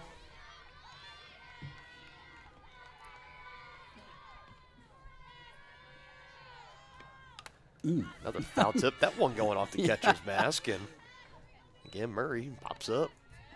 Just shakes it off, no problem. Yeah, she's tough. Also has the mask that goes all the way around. That's probably standard issue, I would think.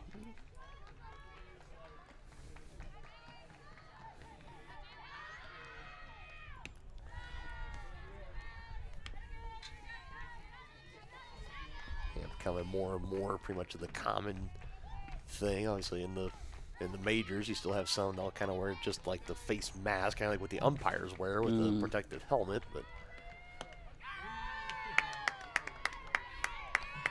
she's doing a really good job of changing speeds on hitters, keeping them off, off balance. Exactly. Looking to strike out the side. Here's the 1-2. Ooh, almost hit her.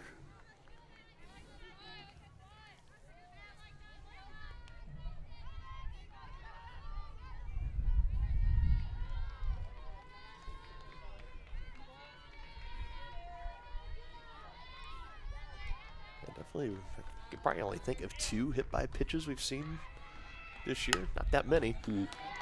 Pulled nicely in the hole.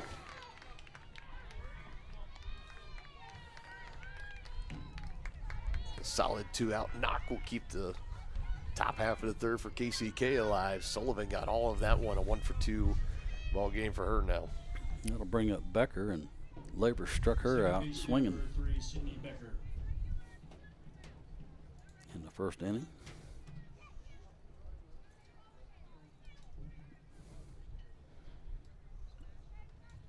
Long talk with the coach at third base, see if they have something on here. They may have her bunting. Oh, there's 2 outs. Yeah, you can. Yeah, they're not going to bunt. To see your reaction if they do. Wow. 1-0 to Becker.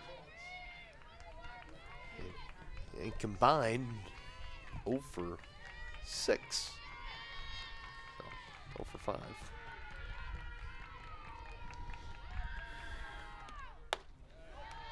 Still looking for that first real meaningful at bat. Let's just put it that way in this doubleheader.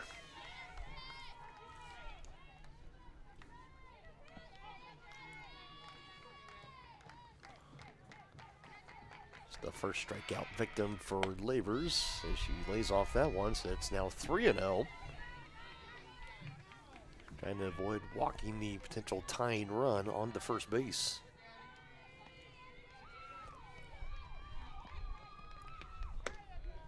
She does just that.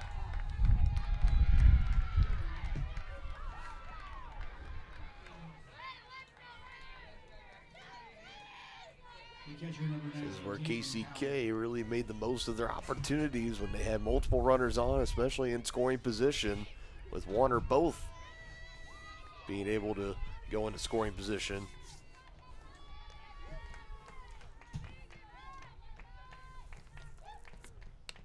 Now this one, it's a wild pitch. It's out to second and third. Both of them move up to scoring position, almost right on cue.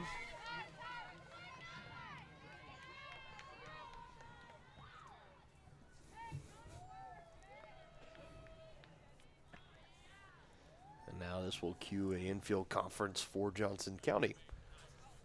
With 1-0 at the plate, runners at second and third. Cowan up to bat. she's able to hit her second home run of the day, it'd be a go-ahead home run. But the Blue Devils in front by a run.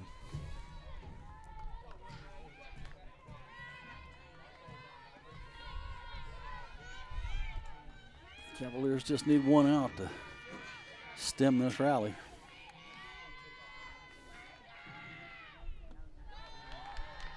Oh.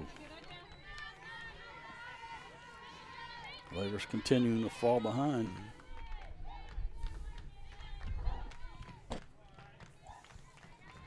That's when they got in trouble last game.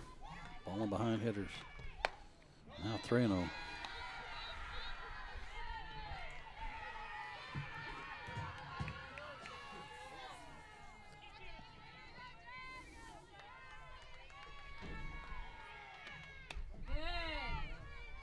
See the movement on that pitch?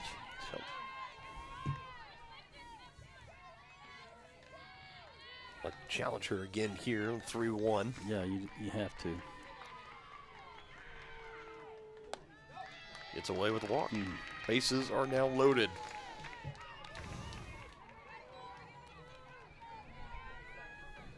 Shortstop number 23, Ashton Russell. Again, first time through the order. I mean, there's a couple after that. It was been very smooth sailing for Jalen Labors. Now has herself in a really tough spot. Batting in the fourth spot is Russell. She steps in, bases loaded. This is where you want your big cleanup hitter threat to come through. Takes a called strike on the first pitch. The Cavs do have 2 outs, so they got to force at any base. That's it.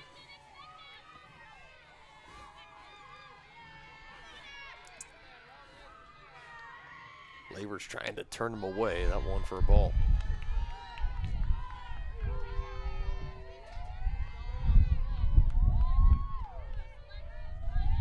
Blue Devils left 7 total runners on base in the first game. And still scored 10 runs. And forcing a base to go to third does Carter to Neitzel. And that's kind of unusual. Well, you know what? You get the third out. That's all that matters. That's all that matters. Blue Devils leave the bases loaded. Still a 2-run Cavalier lead.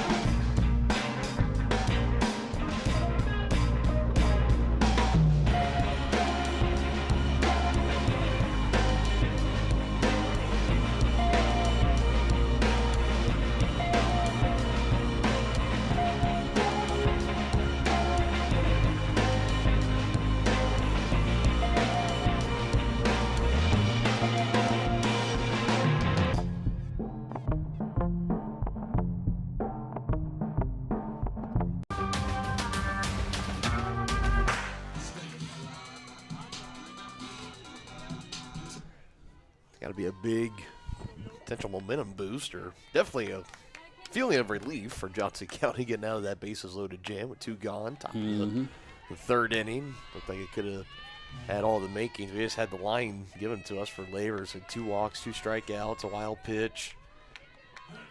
A little bit of everything, but one thing she has kept is 3 straight scoreless innings so far, which is a positive after seeing the Blue Devils score 10 runs in the first game.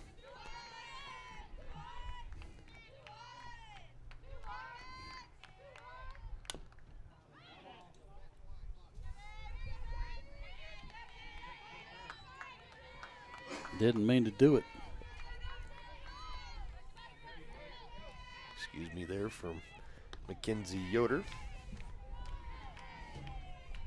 She had 2 strikeouts batting in the 9th spot, and by the time her third time in the order came through, she puts this one out into short. Tried to beat it out, but got her by a step. Close play at first, goes the way of KCK, 1 gone.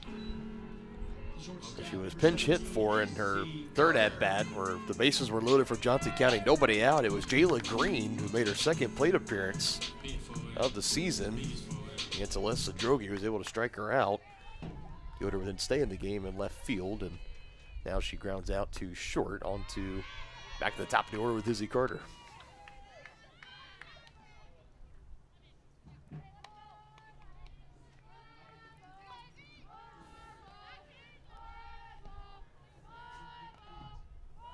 Izzy over one, flying out to center.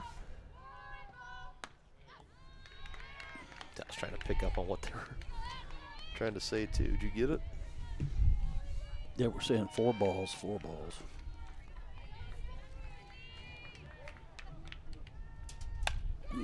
There you go. That'll get down. Out into right field it goes. First hit here in game 2 for Izzy Carter.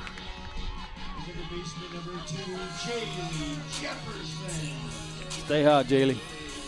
Was diving out was Becker there at second, trying to keep it in the infield. Maybe trying to make a close play at first, but instead it leaks out, and Jaylee Jefferson will step in. Takes the first pitch ball. Looking at now the combined 10 runs scored between both doubleheaders today for Johnson County, and 9 of them have been brought home on home runs. And that 1 run that was in the bottom of the 6th inning for the Cavaliers came in to score on a fielder's choice. Part of that bases loaded, there was 1 out. Izzy Carter would then ground out on the right side of the field. The Blue Devils traded the out for the run. Bunt put down here. Jaylee is going to bunt for a single. You might as well put that in your pocket. You're not throwing Jaylee out. You're not going to find a bigger Jaylee Jefferson fan outside of Denny right here next to me. No, you won't. It's another nice bunt, using that speed to her advantage. Nicely done for Jaylee. Multiple times she's been able to bunt for a single. Puts 2 runners aboard, just 1 gone for Johnson County here in their half of the 3rd. Shows how versatile she is. She takes one out of the yard in the last game and lays down a perfect bunt for a hit.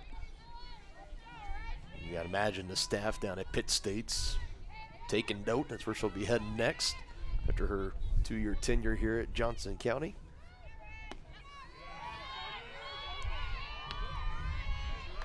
Following suit of her head coach, Aubrey Bratton-Volkins, also part of the MIAA. Although Bratton-Volkins in her time after 2 years at Johnson County in the early 2000s went on to play at Emporia State. As drifting back at short, that's Russell in the shallow left center, brings it in for the second out. That was infield fly rule anyway.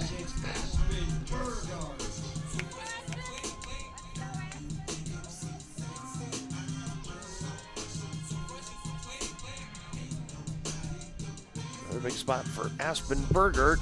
She had the big swing, the 2-run home run, her only runs in this game thus far. Yeah, another blast here would put the Cavaliers on their way to a split. Coach Ross back in the circle, talking with her pitcher, talking with her infield, making everyone's well aware of whatever strategy they're going to put forward here against Burgert.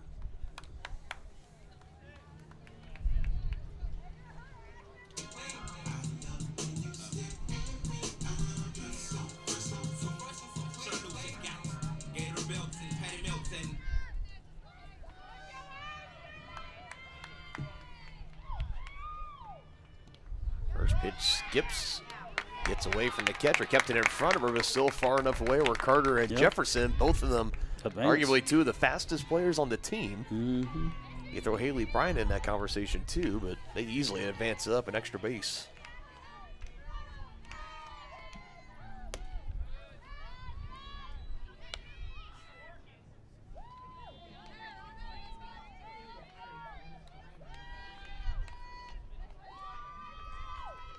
(2-0) to Burgert on the way. Here it is. Now 3-0. Hot green lighter. Maddie Murray, the catcher, on deck. Hard to miss with her leg protection still on.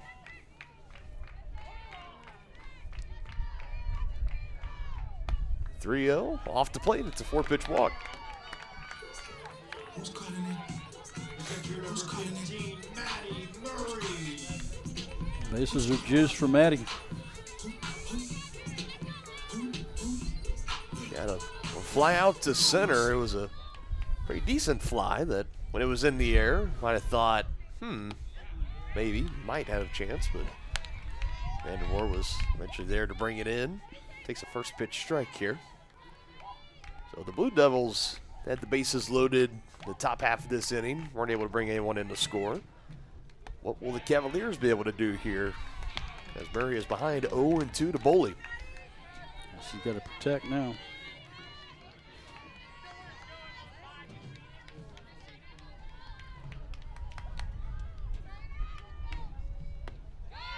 Going away, ball one. Yeah, Jefferson kind of making a motion with her arms and her hands over there at second, trying to communicate or relay something with maybe the other base runners, or I don't know, possibly to Murray, I don't know. Foul tip away. Telling Murray to hit it to the right side. Is that what that is? I think that's what she was saying. Say to me, and she'll also indicate where the catcher's set up sometimes. That's to me, it's what she's looking like, trying to say.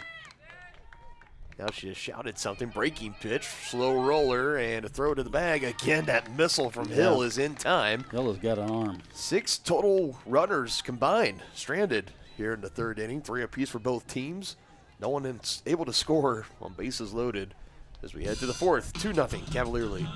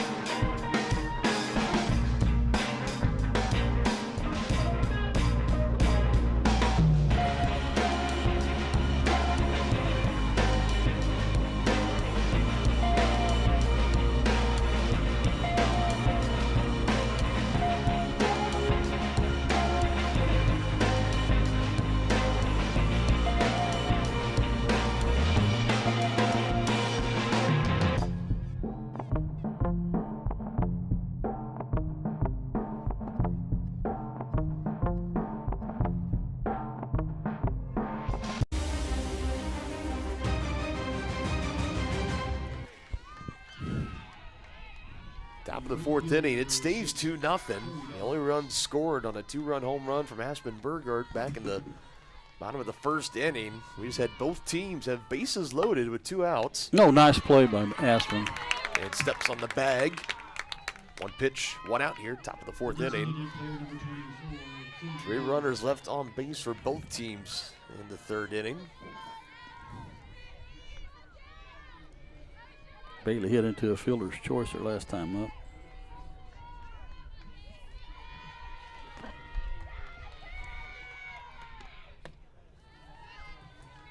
Ball 1 to start this at bat. I guess that's Boley, I'm sorry. Boley.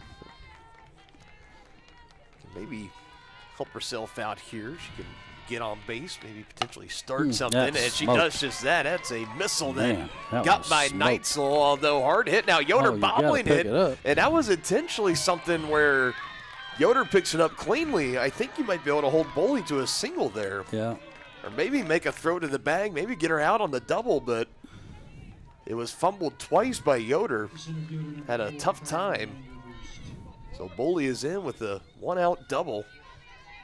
Leads me to my point of she can get on base, maybe come in to score, maybe start a rally, give herself some help in the circle as she's also the pitcher. There's a pair of hard-hit ground balls. The first one went right into the mid of Aspen Burgard. Now that one went right down the line at third, all the way to the corner.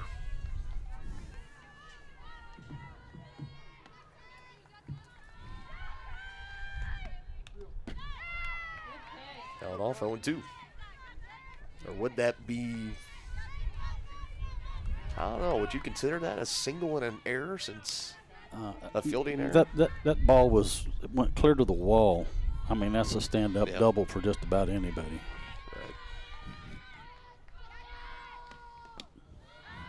Now, had she been able to take third, definitely. Yeah, doubling a base there. I mean, I think it's without a question. When the ball hit the wall, Boley was still And that ball was a step and a half to first and was starting to route. So if Yoder picks it up and throws it in, Yeah, there's a chance, yeah. I think there is a chance. Yeah. The swing and miss strikeout there, so 2 gone. Big strikeout. Going to take a hit to bring that runner in from scoring position. Reno struck out looking her last time up.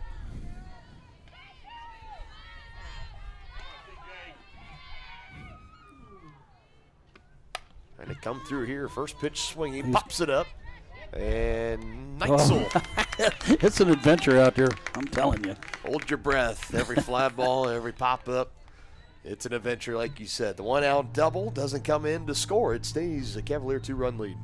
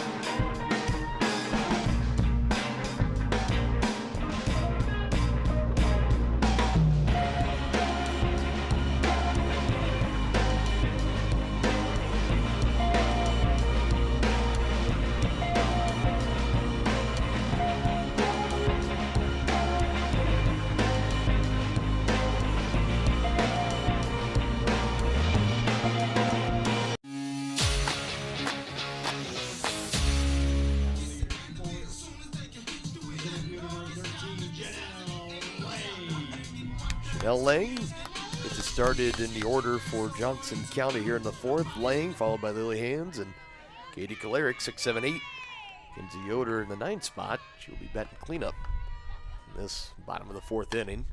Man, she swinging turned on and that. pulled and nearly taken hands out on the ricochet of the netting. Would be just some unfortunate luck to get plucked by a ball fouled off the net and comes back and plucks you in the warm-up on deck circle. Oh, no. Oh, she's Foul. getting closer. Yeah, that was one out of here, but had some more distance.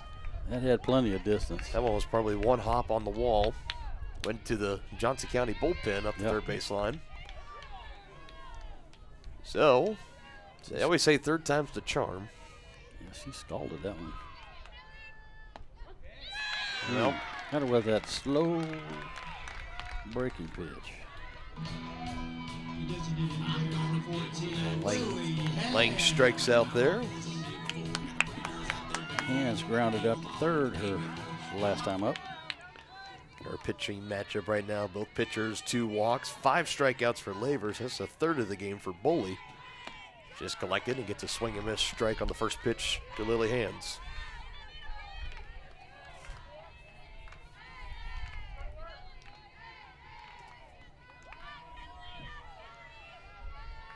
She really has an open stance.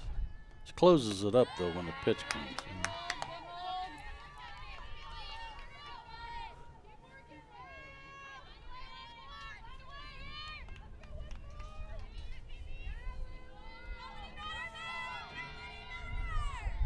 More cloud cover starting to roll in, getting into the later afternoon, early evening portion here in Overland Park, a little after 5:30.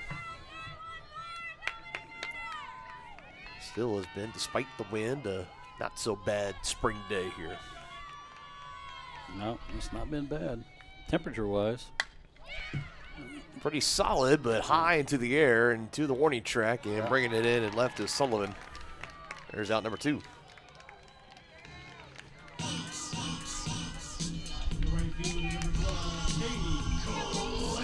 Kalarick will step in, another at bat.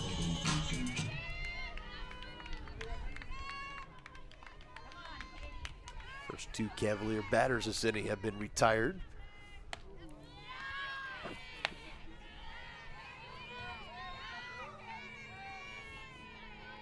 Cleric struck out swinging in our last at bat behind here, 0-1.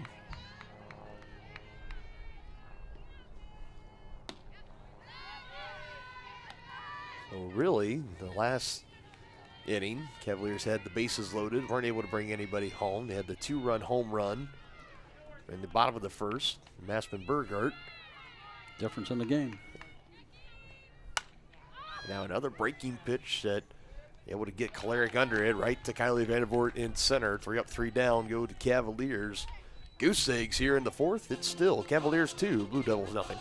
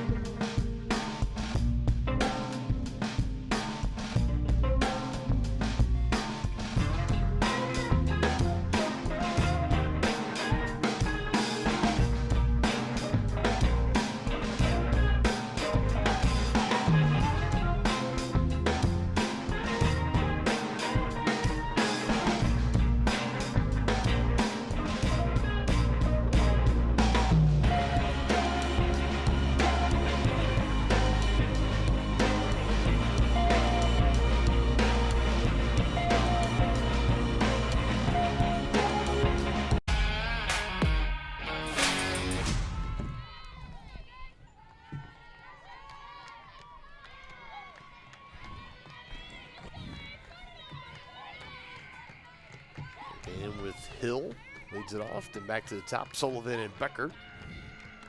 For KCK, Jalen Lavers. 4 straight scoreless innings for her. Her great work in conference play continues to go. Got 20 plus strikeouts and just 4 walks so far. This is her 4th start in conference play. Definitely, I'm surprised with some of the great outings that she had. I kind of figured by now maybe she would have snagged a conference pitcher of the week honors for the KJCCC Division II teams.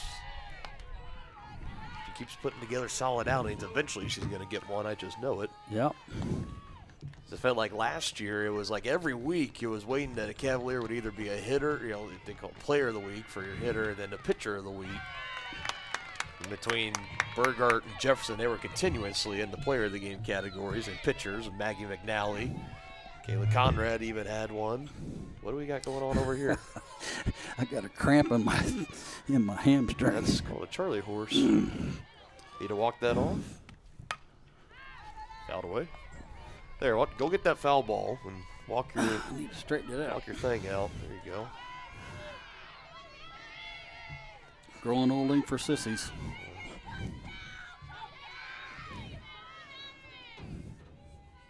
Just don't unplug our audio board. Trying Just don't not unplug to. it again. Too close to take. 2-2 count. Sends her back looking. That's strikeout number 6. Yeah, it's back-to-back strikeouts looking for Hill.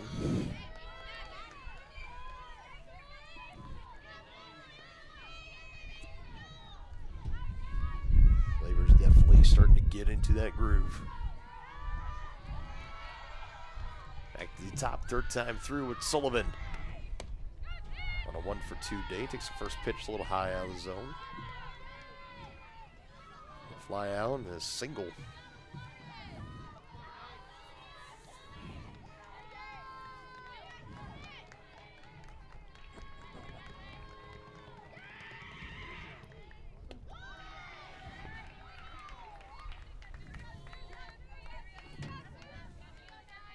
Are you better over there? A little bit.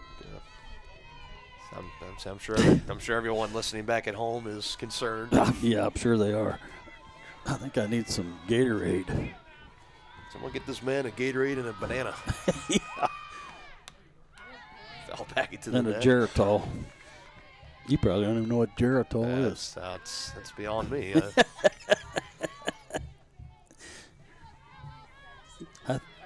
Yeah. Yeah. I feel like it's moments like these that really show the age difference between you and I on the The call. age gap. The age gap, yep. Well, Geritol used to be a tonic for old age. They were a big advertiser on the Lawrence Welk show that my grandma used to watch. That one fouled off up the third baseline. All the old folks would tune in to Lawrence Welk, and Geritol would have their commercials running. And Lawrence Welk was a... Well, he was a flamboyant, kind of a big band guy. So I have multiple side eyes shot at me here in the press box. This one over to short. Carter takes it. There's out number 2. Done.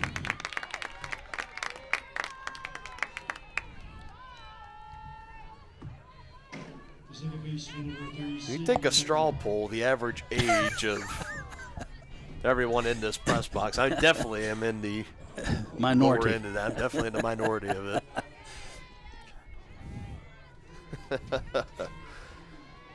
Oh man. Oh, nice pitch by Labor. I did not have this on my bingo card today. You didn't? I did not. I did not have it going. I don't know. Yeah, the announcers aren't supposed to be getting cramps. Must not have been drinking enough water today. You get a cramp watching other athletes perform at the top of their game. That you makes sense. You know you're past your prime when that happens. You get a Charlie horse just watching.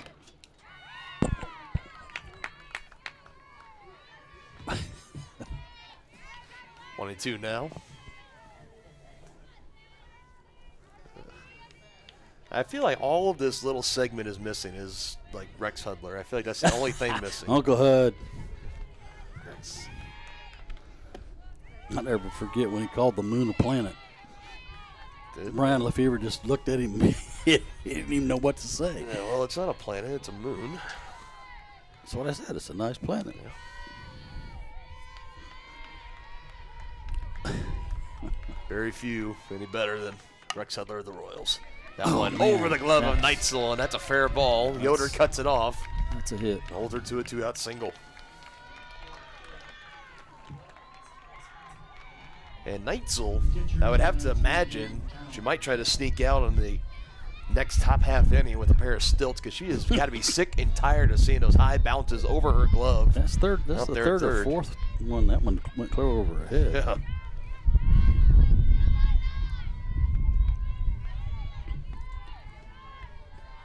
Try to go to the concessions, cram a couple of Snicker bars or something into the back of her cleats just to give her a couple extra inches of height, just anything to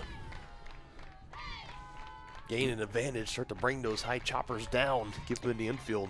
Well, if she had Michael Jordan's 42-inch vertical leap, she might have had a shot. Or she could be a national champion of the women's basketball team. That's probably in that true. case.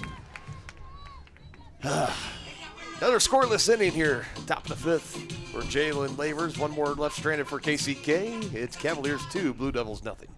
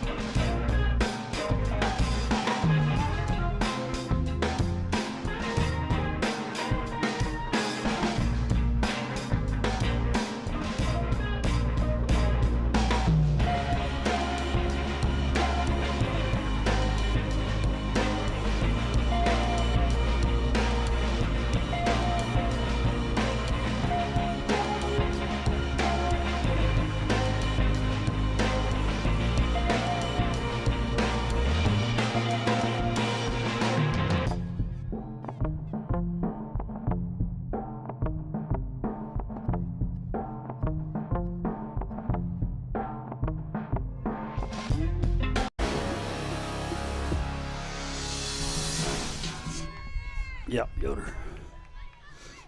Fifth, yes, it's Mackenzie Yoder. Leads us off here for Johnson County. On a bunt for a hit. But he goes foul. Got one more attempt at it. When you're struggling at the plate, sometimes that's a good way to break things up.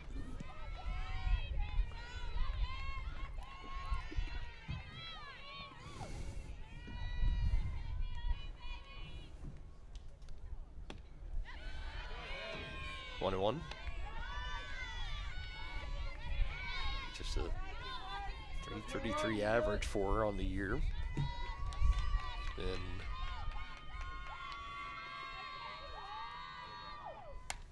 just in the one game a week ago in the doubleheader with Cowley, she appeared in the second game, went 0 for 3.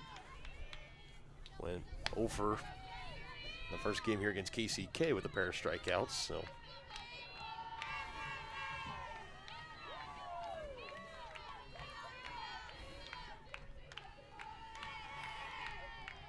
now she sees a 1-2 and belts it into center as Vandervoort is under it for out number 1. Colley's a pretty solid outfielder.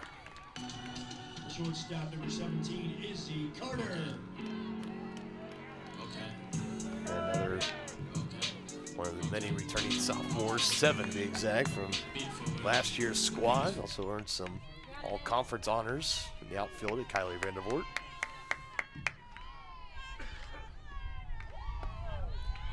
If you're in need of some high-quality insurance, you can visit her father, Chris Vandervoort, in Tonganoxie. Tex is his nickname. Nice family, the Vandervoorts. Yes. So that's a solid one into the gap, and it's over the wall. Oh, it got over. And they're going to have to dig through the tree to find that one as Izzy Carter will take a lap around the bases and make that 10 of the 11 runs scored in this doubleheader for Johnson County coming via the long ball. Nicely done. See if we can go back to back. And another first. That's the first long ball of the year for Izzy Carter. Makes it 3-0 Johnson County. And look at it. I'm not sure if she was thinking that was going to get over the wall. As soon as she hit it. Yeah, she took off running like she thought it was going to be a gapper. So I was saying at worst was going to be a double with her speed. It was going to go off the wall or one hop the wall, but instead it went over the wall. I had the foul netting pole right in front of me, in my line of sight, or it went over the wall, but I was safe to assume off your guys' reaction that it did officially go over the wall, so I just went with it. It did. Thank you for not leading me astray. I didn't think it was going to quite make it, but it was a wall scraper.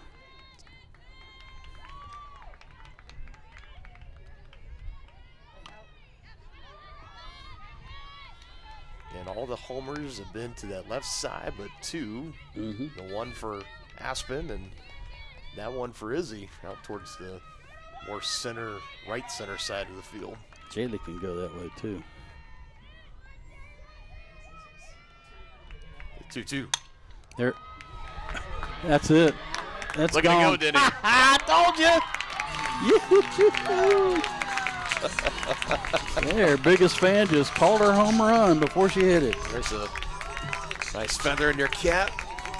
A positive announcer's jinx for once. You were due for one of those. I was. Jaylee adds another one over the fence today for Johnson County. It's now 8 on the day that Johnson County has sent over the wall. 9 total between these two. KCK had the first one in the top half of the first in game 1, a 2-run home run, and ever since then it's been Johnson County.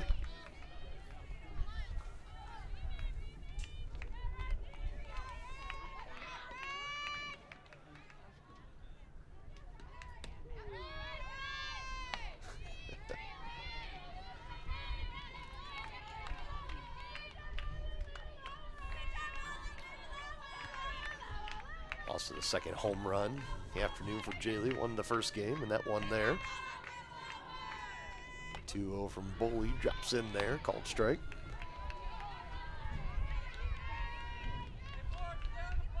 again, I wonder because it was,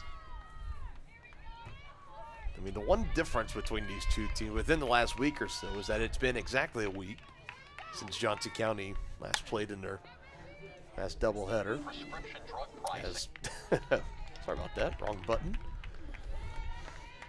Accidentally sent us to a quick commercial break. But there was a fly out to the outfield for Neitzel.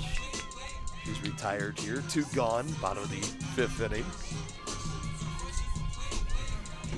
Dangerous hitter here, too.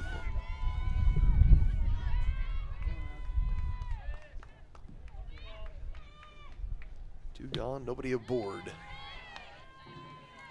2 runs in the first, 2 so far here in the 5th for the Cavaliers.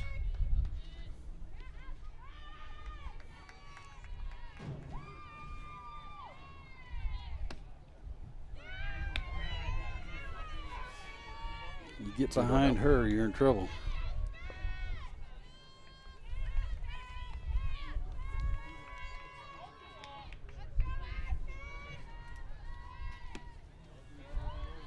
And there is some activity in the moving around in the dugout / batter's cage for Kansas City, Kansas.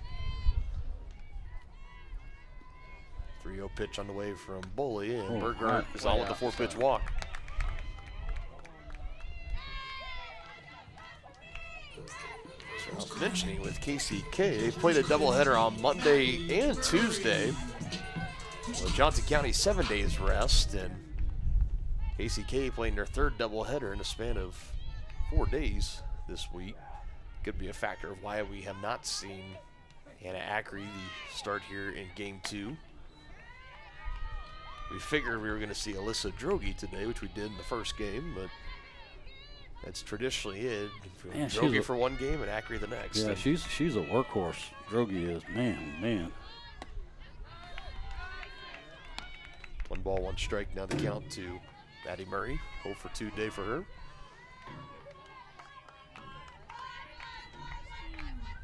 It was initially when we got the lineups from Kansas City, Kansas, it had Hannah Ackery as the pitcher. This one just off the end of the bat. There's one of those bloops that get down. That makes up for those line drives you hit right at somebody. The 13 hits that KCK had in the first game, I would say at least 3 or 4 of them were on just kind of those little bloop singles like that. Yep. And Johnson County just could not buy any of those in the first game, and now it seems that odds have shifted in favor for the Cavaliers in Game 2.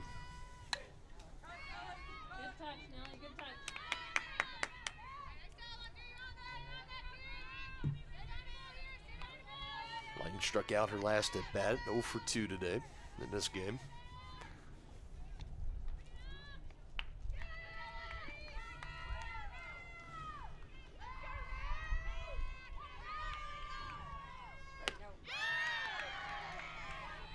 Oh, 2 now.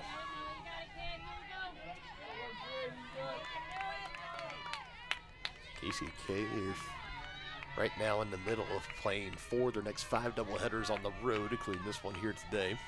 They'll be back home Saturday. That's a tough stretch. That's a tough stretch. They'll be back home this Saturday against Cloud. And after that, at Neosho, a week from today, that'll be a big one, potentially with first place implications on the line. See what happens in the next 7 days between the end of this game and the next, as this one is out, and it's out of the glove of Becker there at second. Everybody going around with 2 outs, and 2 more going to score for Johnson County on the air. Yeah, those 2 are unearned. Oof.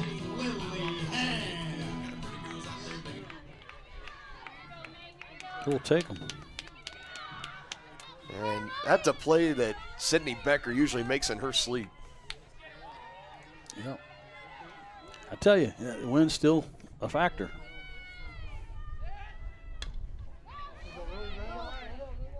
Hill, oh my goodness. Man, she's got a gun. But after the air, 2 unearned runs scored for Johnson County after back-to-back solo home runs. It's now 6-0 Cavaliers after 5 innings in the book.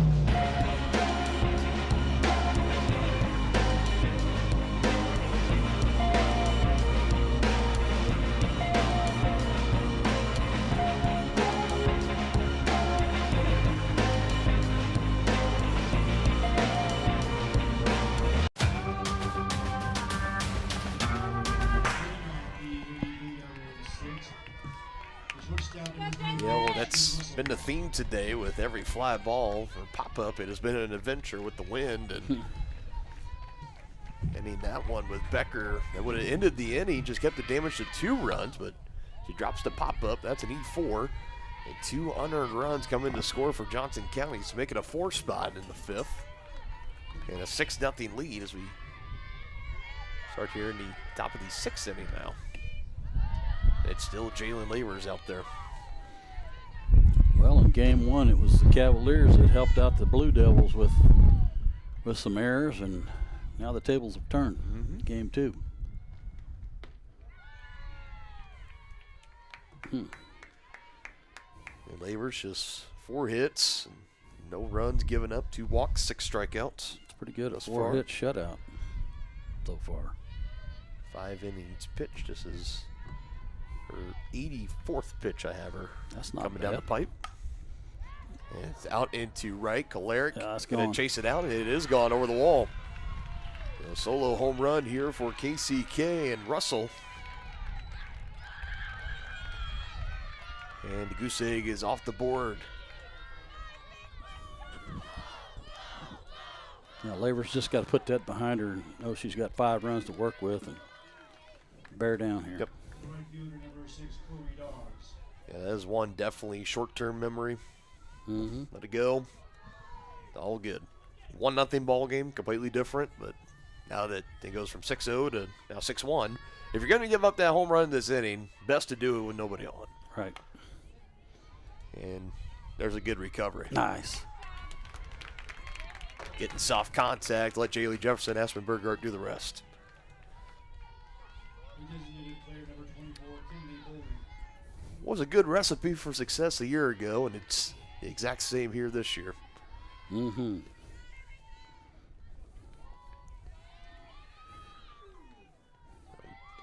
Back to Boley, 1 for 2. Had that double for last time up. You had mentioned it. She hit it right on the screws, barreled it up. I mean, almost right inside the line. It rolled all the way up to the corner, and it was one of the hardest hit balls that we have seen today. And that was right after the batter before her hit one on the right side of the field where Berger was able to grab it with her glove and was pretty much right there on top of first base. Yeah, she scalded it. That 1-out double from Bowling. I believe that was back in that bases loaded, getting out of it part. I think that's when that happened. She didn't come in to score.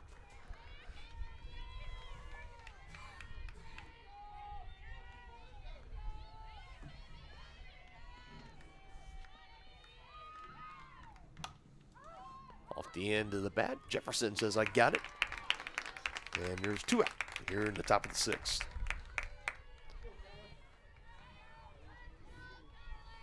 Visitor fielder number 4, Kylie Vanderroot.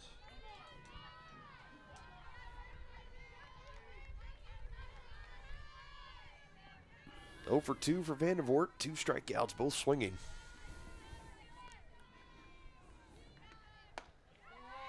On her 3rd at bat with Lavers, takes a first pitch strike.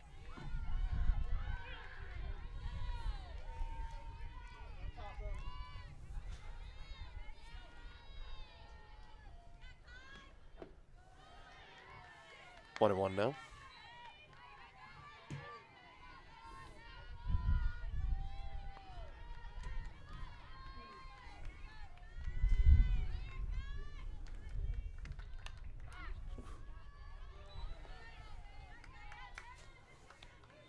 Taking a look ahead for Johnson County. They'll be back at it on Saturday at Fort Scott, and a quick trip to Independence on Tuesday with the Independence Pirates, and then back here at home in a week's time to host the Red Ravens of Coffeyville.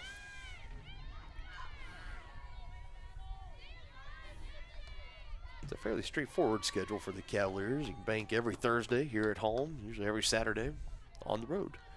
Not too bad. Couple Tuesday games sprinkled in here and there.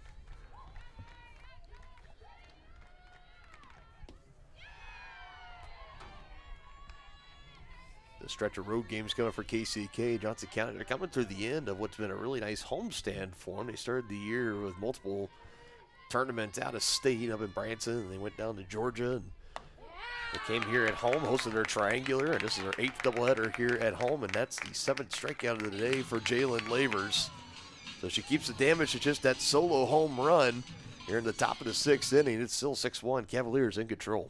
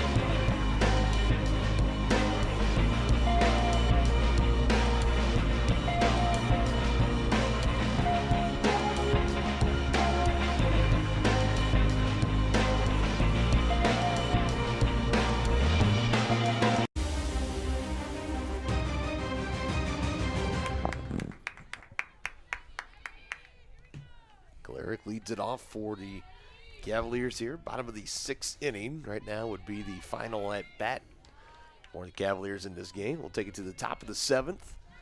But close it out against the Blue Devils. Be down to their final 3 outs and split this doubleheader. KDO for 2 on the day. Struck out and flied out.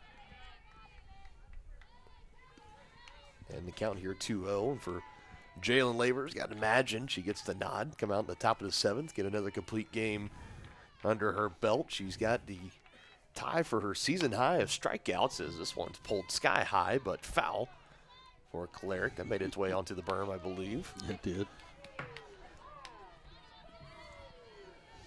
So Lavers, 7 strikeouts today, tied for a season high total right now. And she's had every start in conference play of now 4 in a row of at least 5 or more strikeouts. Oh, that ball was scalded. And to me, I would give that a hit. Right over to Hill. She got her glove on it, but just kind of more in an act of self-defense, or the ball was on her in a hurry. Is it? Yeah, it was. They don't call it the hot corner for nothing.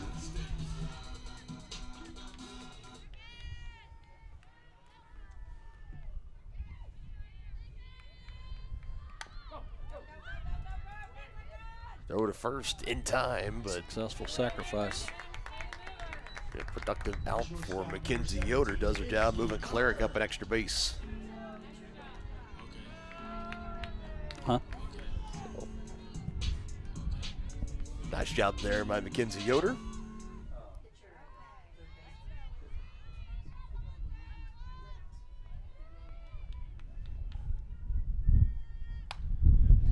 Now swings at this first pitch. Izzy Carter going off her first home run of the year in her last at bat, but that one a little shy of the wall as Vandervoort brings it in out in center. Quickly 2 gone for the Cavaliers on the sac bunt and the fly out.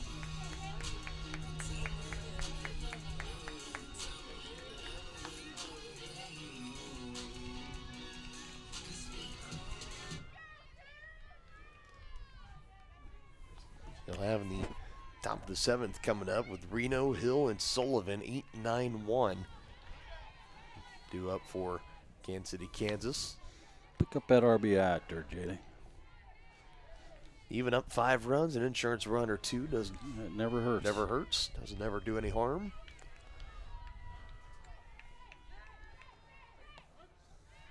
Also had a home run her last at bat. Takes the called strike there. Nods her head.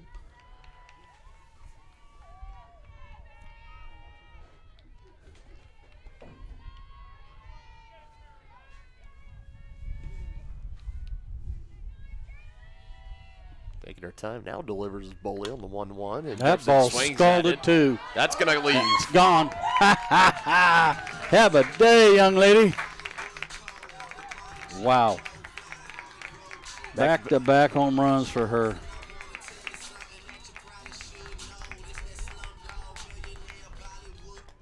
She brought her bat up here before the game, and I said hi to her. She's going to have to come up and say hi to me every game. Is that it? Is that you're going to give yourself the credit for? I'm her good luck charm. Two home runs in this game, 3 total in the doubleheader. Yeah. She entered today with just 1 home run in the season. Yeah.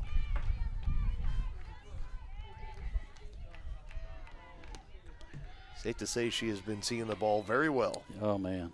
That ball was no doubt. Another one over the wall in center. Vandervoort, again, just had to wave at it. On to Neitzel, also with a home run. That was. How about another one?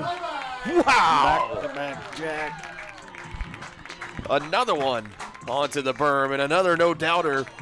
Reagan Neitzel, also 3 home runs today, and her team's going to greet her at home plate. You got to love it. And that does it. That puts the stamp on the spread. The spread, it snuck up on me a little bit. I'm not going to lie. I didn't have my eye on it, but those back-to-back home runs there at the end. Jaylee Jefferson and Reagan Neitzel, that'll do it. Power being a big part of the run production today for Johnson County. No question. We knew it was going to be a big day for home runs, but I tell you, I'm surprised we had quite as many as we did. But I am too. It was that's a lot.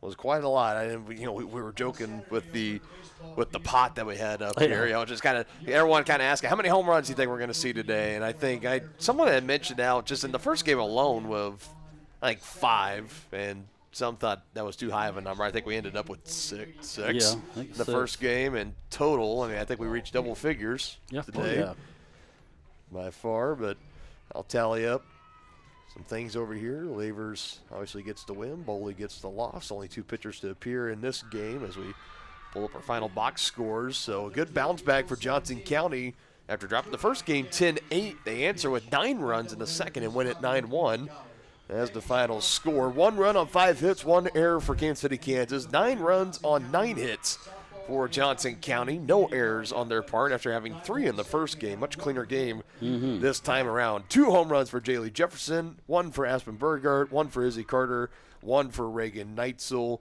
2, 3, 4, 5, so it's 10, 11. 6 and 5 is 11. Yeah, there was 6, you're right. So 11 total home runs for Johnson County today. So that was 13 total then we saw on the day. 2 for KCK and 11 for Johnson County. My goodness. A lot. We said there was going to be a lot of balls hit out today. I mean, the wind is howling out to the left center field. Jalen Lavers with the win. I think she'll take not getting a chance to break her season high of strikeouts after getting the spread win. So 6 innings of work for her. 5 hits, 1 run allowed on the solo home run. 7 strikeouts to 2 walks. She gets the win on 95 total pitches. 55 of them were for strikes and faced 25 batters. As for Boley, 5 2/3 for her. 9 hits, 9 runs. 7 of them earned, 3 walks and 3 strikeouts. She threw 108 pitches today, 70 for strikes, and faced 30 total Cavalier batters. Extra base hits, mentioned just the home runs for Johnson County. That was it. Extra base hits, you had the double for Boley and the home run for Russell. That was it in this game for Kansas City, Kansas, and for Johnson County, respectfully. Man, I'm just trying to wrap my 11 total home runs in a doubleheader. That is impressive. Definitely, you can imagine the hitters are probably going to be praying for that win now at every game, everywhere they go. It's kind of like their Yankees with their torpedo bats. The torpedo bats and the short porch, a little bit. But, this is, again, another doubleheader today. We knew it was a big one coming in, and for Johnson County, after kind of seeing how the first game went, it was kind of non-negotiable. You got to come in and split this doubleheader. You can't walk away with a sweep, and they do just that. They split it, and so now, looking at the schedule, they're back at it on Saturday at Fort Scott, then at Independence on Tuesday, back here in a week's time against Coffeyville. So they get a chance to kind of take on some teams in the bottom half of the league after back-to-back doubleheaders with Cowley and KCK, both ranked within the top 3 respectfully. And we'll see, when we come back on Thursday, we'll see who's sitting up top first place right now. Right. Neosho was playing at the same time that we were playing here. Still a lot to be figured out. Still a lot of games to be played, too. I mean, we're still looking at another month or so, a little under a month before we come back here to Johnson County for Region 6 action as far as all that goes. But, you know, I feel like this doubleheader today, we knew it was going to feature some great pitching, and we knew with the win and some talented hitters on both teams that we were going to see some home runs, and we got a little bit of everything in this game here, and we got a split when it's all said and done. Again, Kansas City, Kansas with the win, 10-8 in Game 1. Cavaliers with the win in Game 2, 9-1. That'll do it for us today here. Bid you a good evening here from Overland Park. Thank you guys for joining us this afternoon on Johnson County Sports Live. Cavaliers split the doubleheader today with the Blue Devils of Kansas City, Kansas Community College alongside Dennis Drennan and the rest of our entire outstanding crew here in the press box. I'm Dylan Funk saying so long. You've been watching Cavalier softball on Johnson County Sports Live.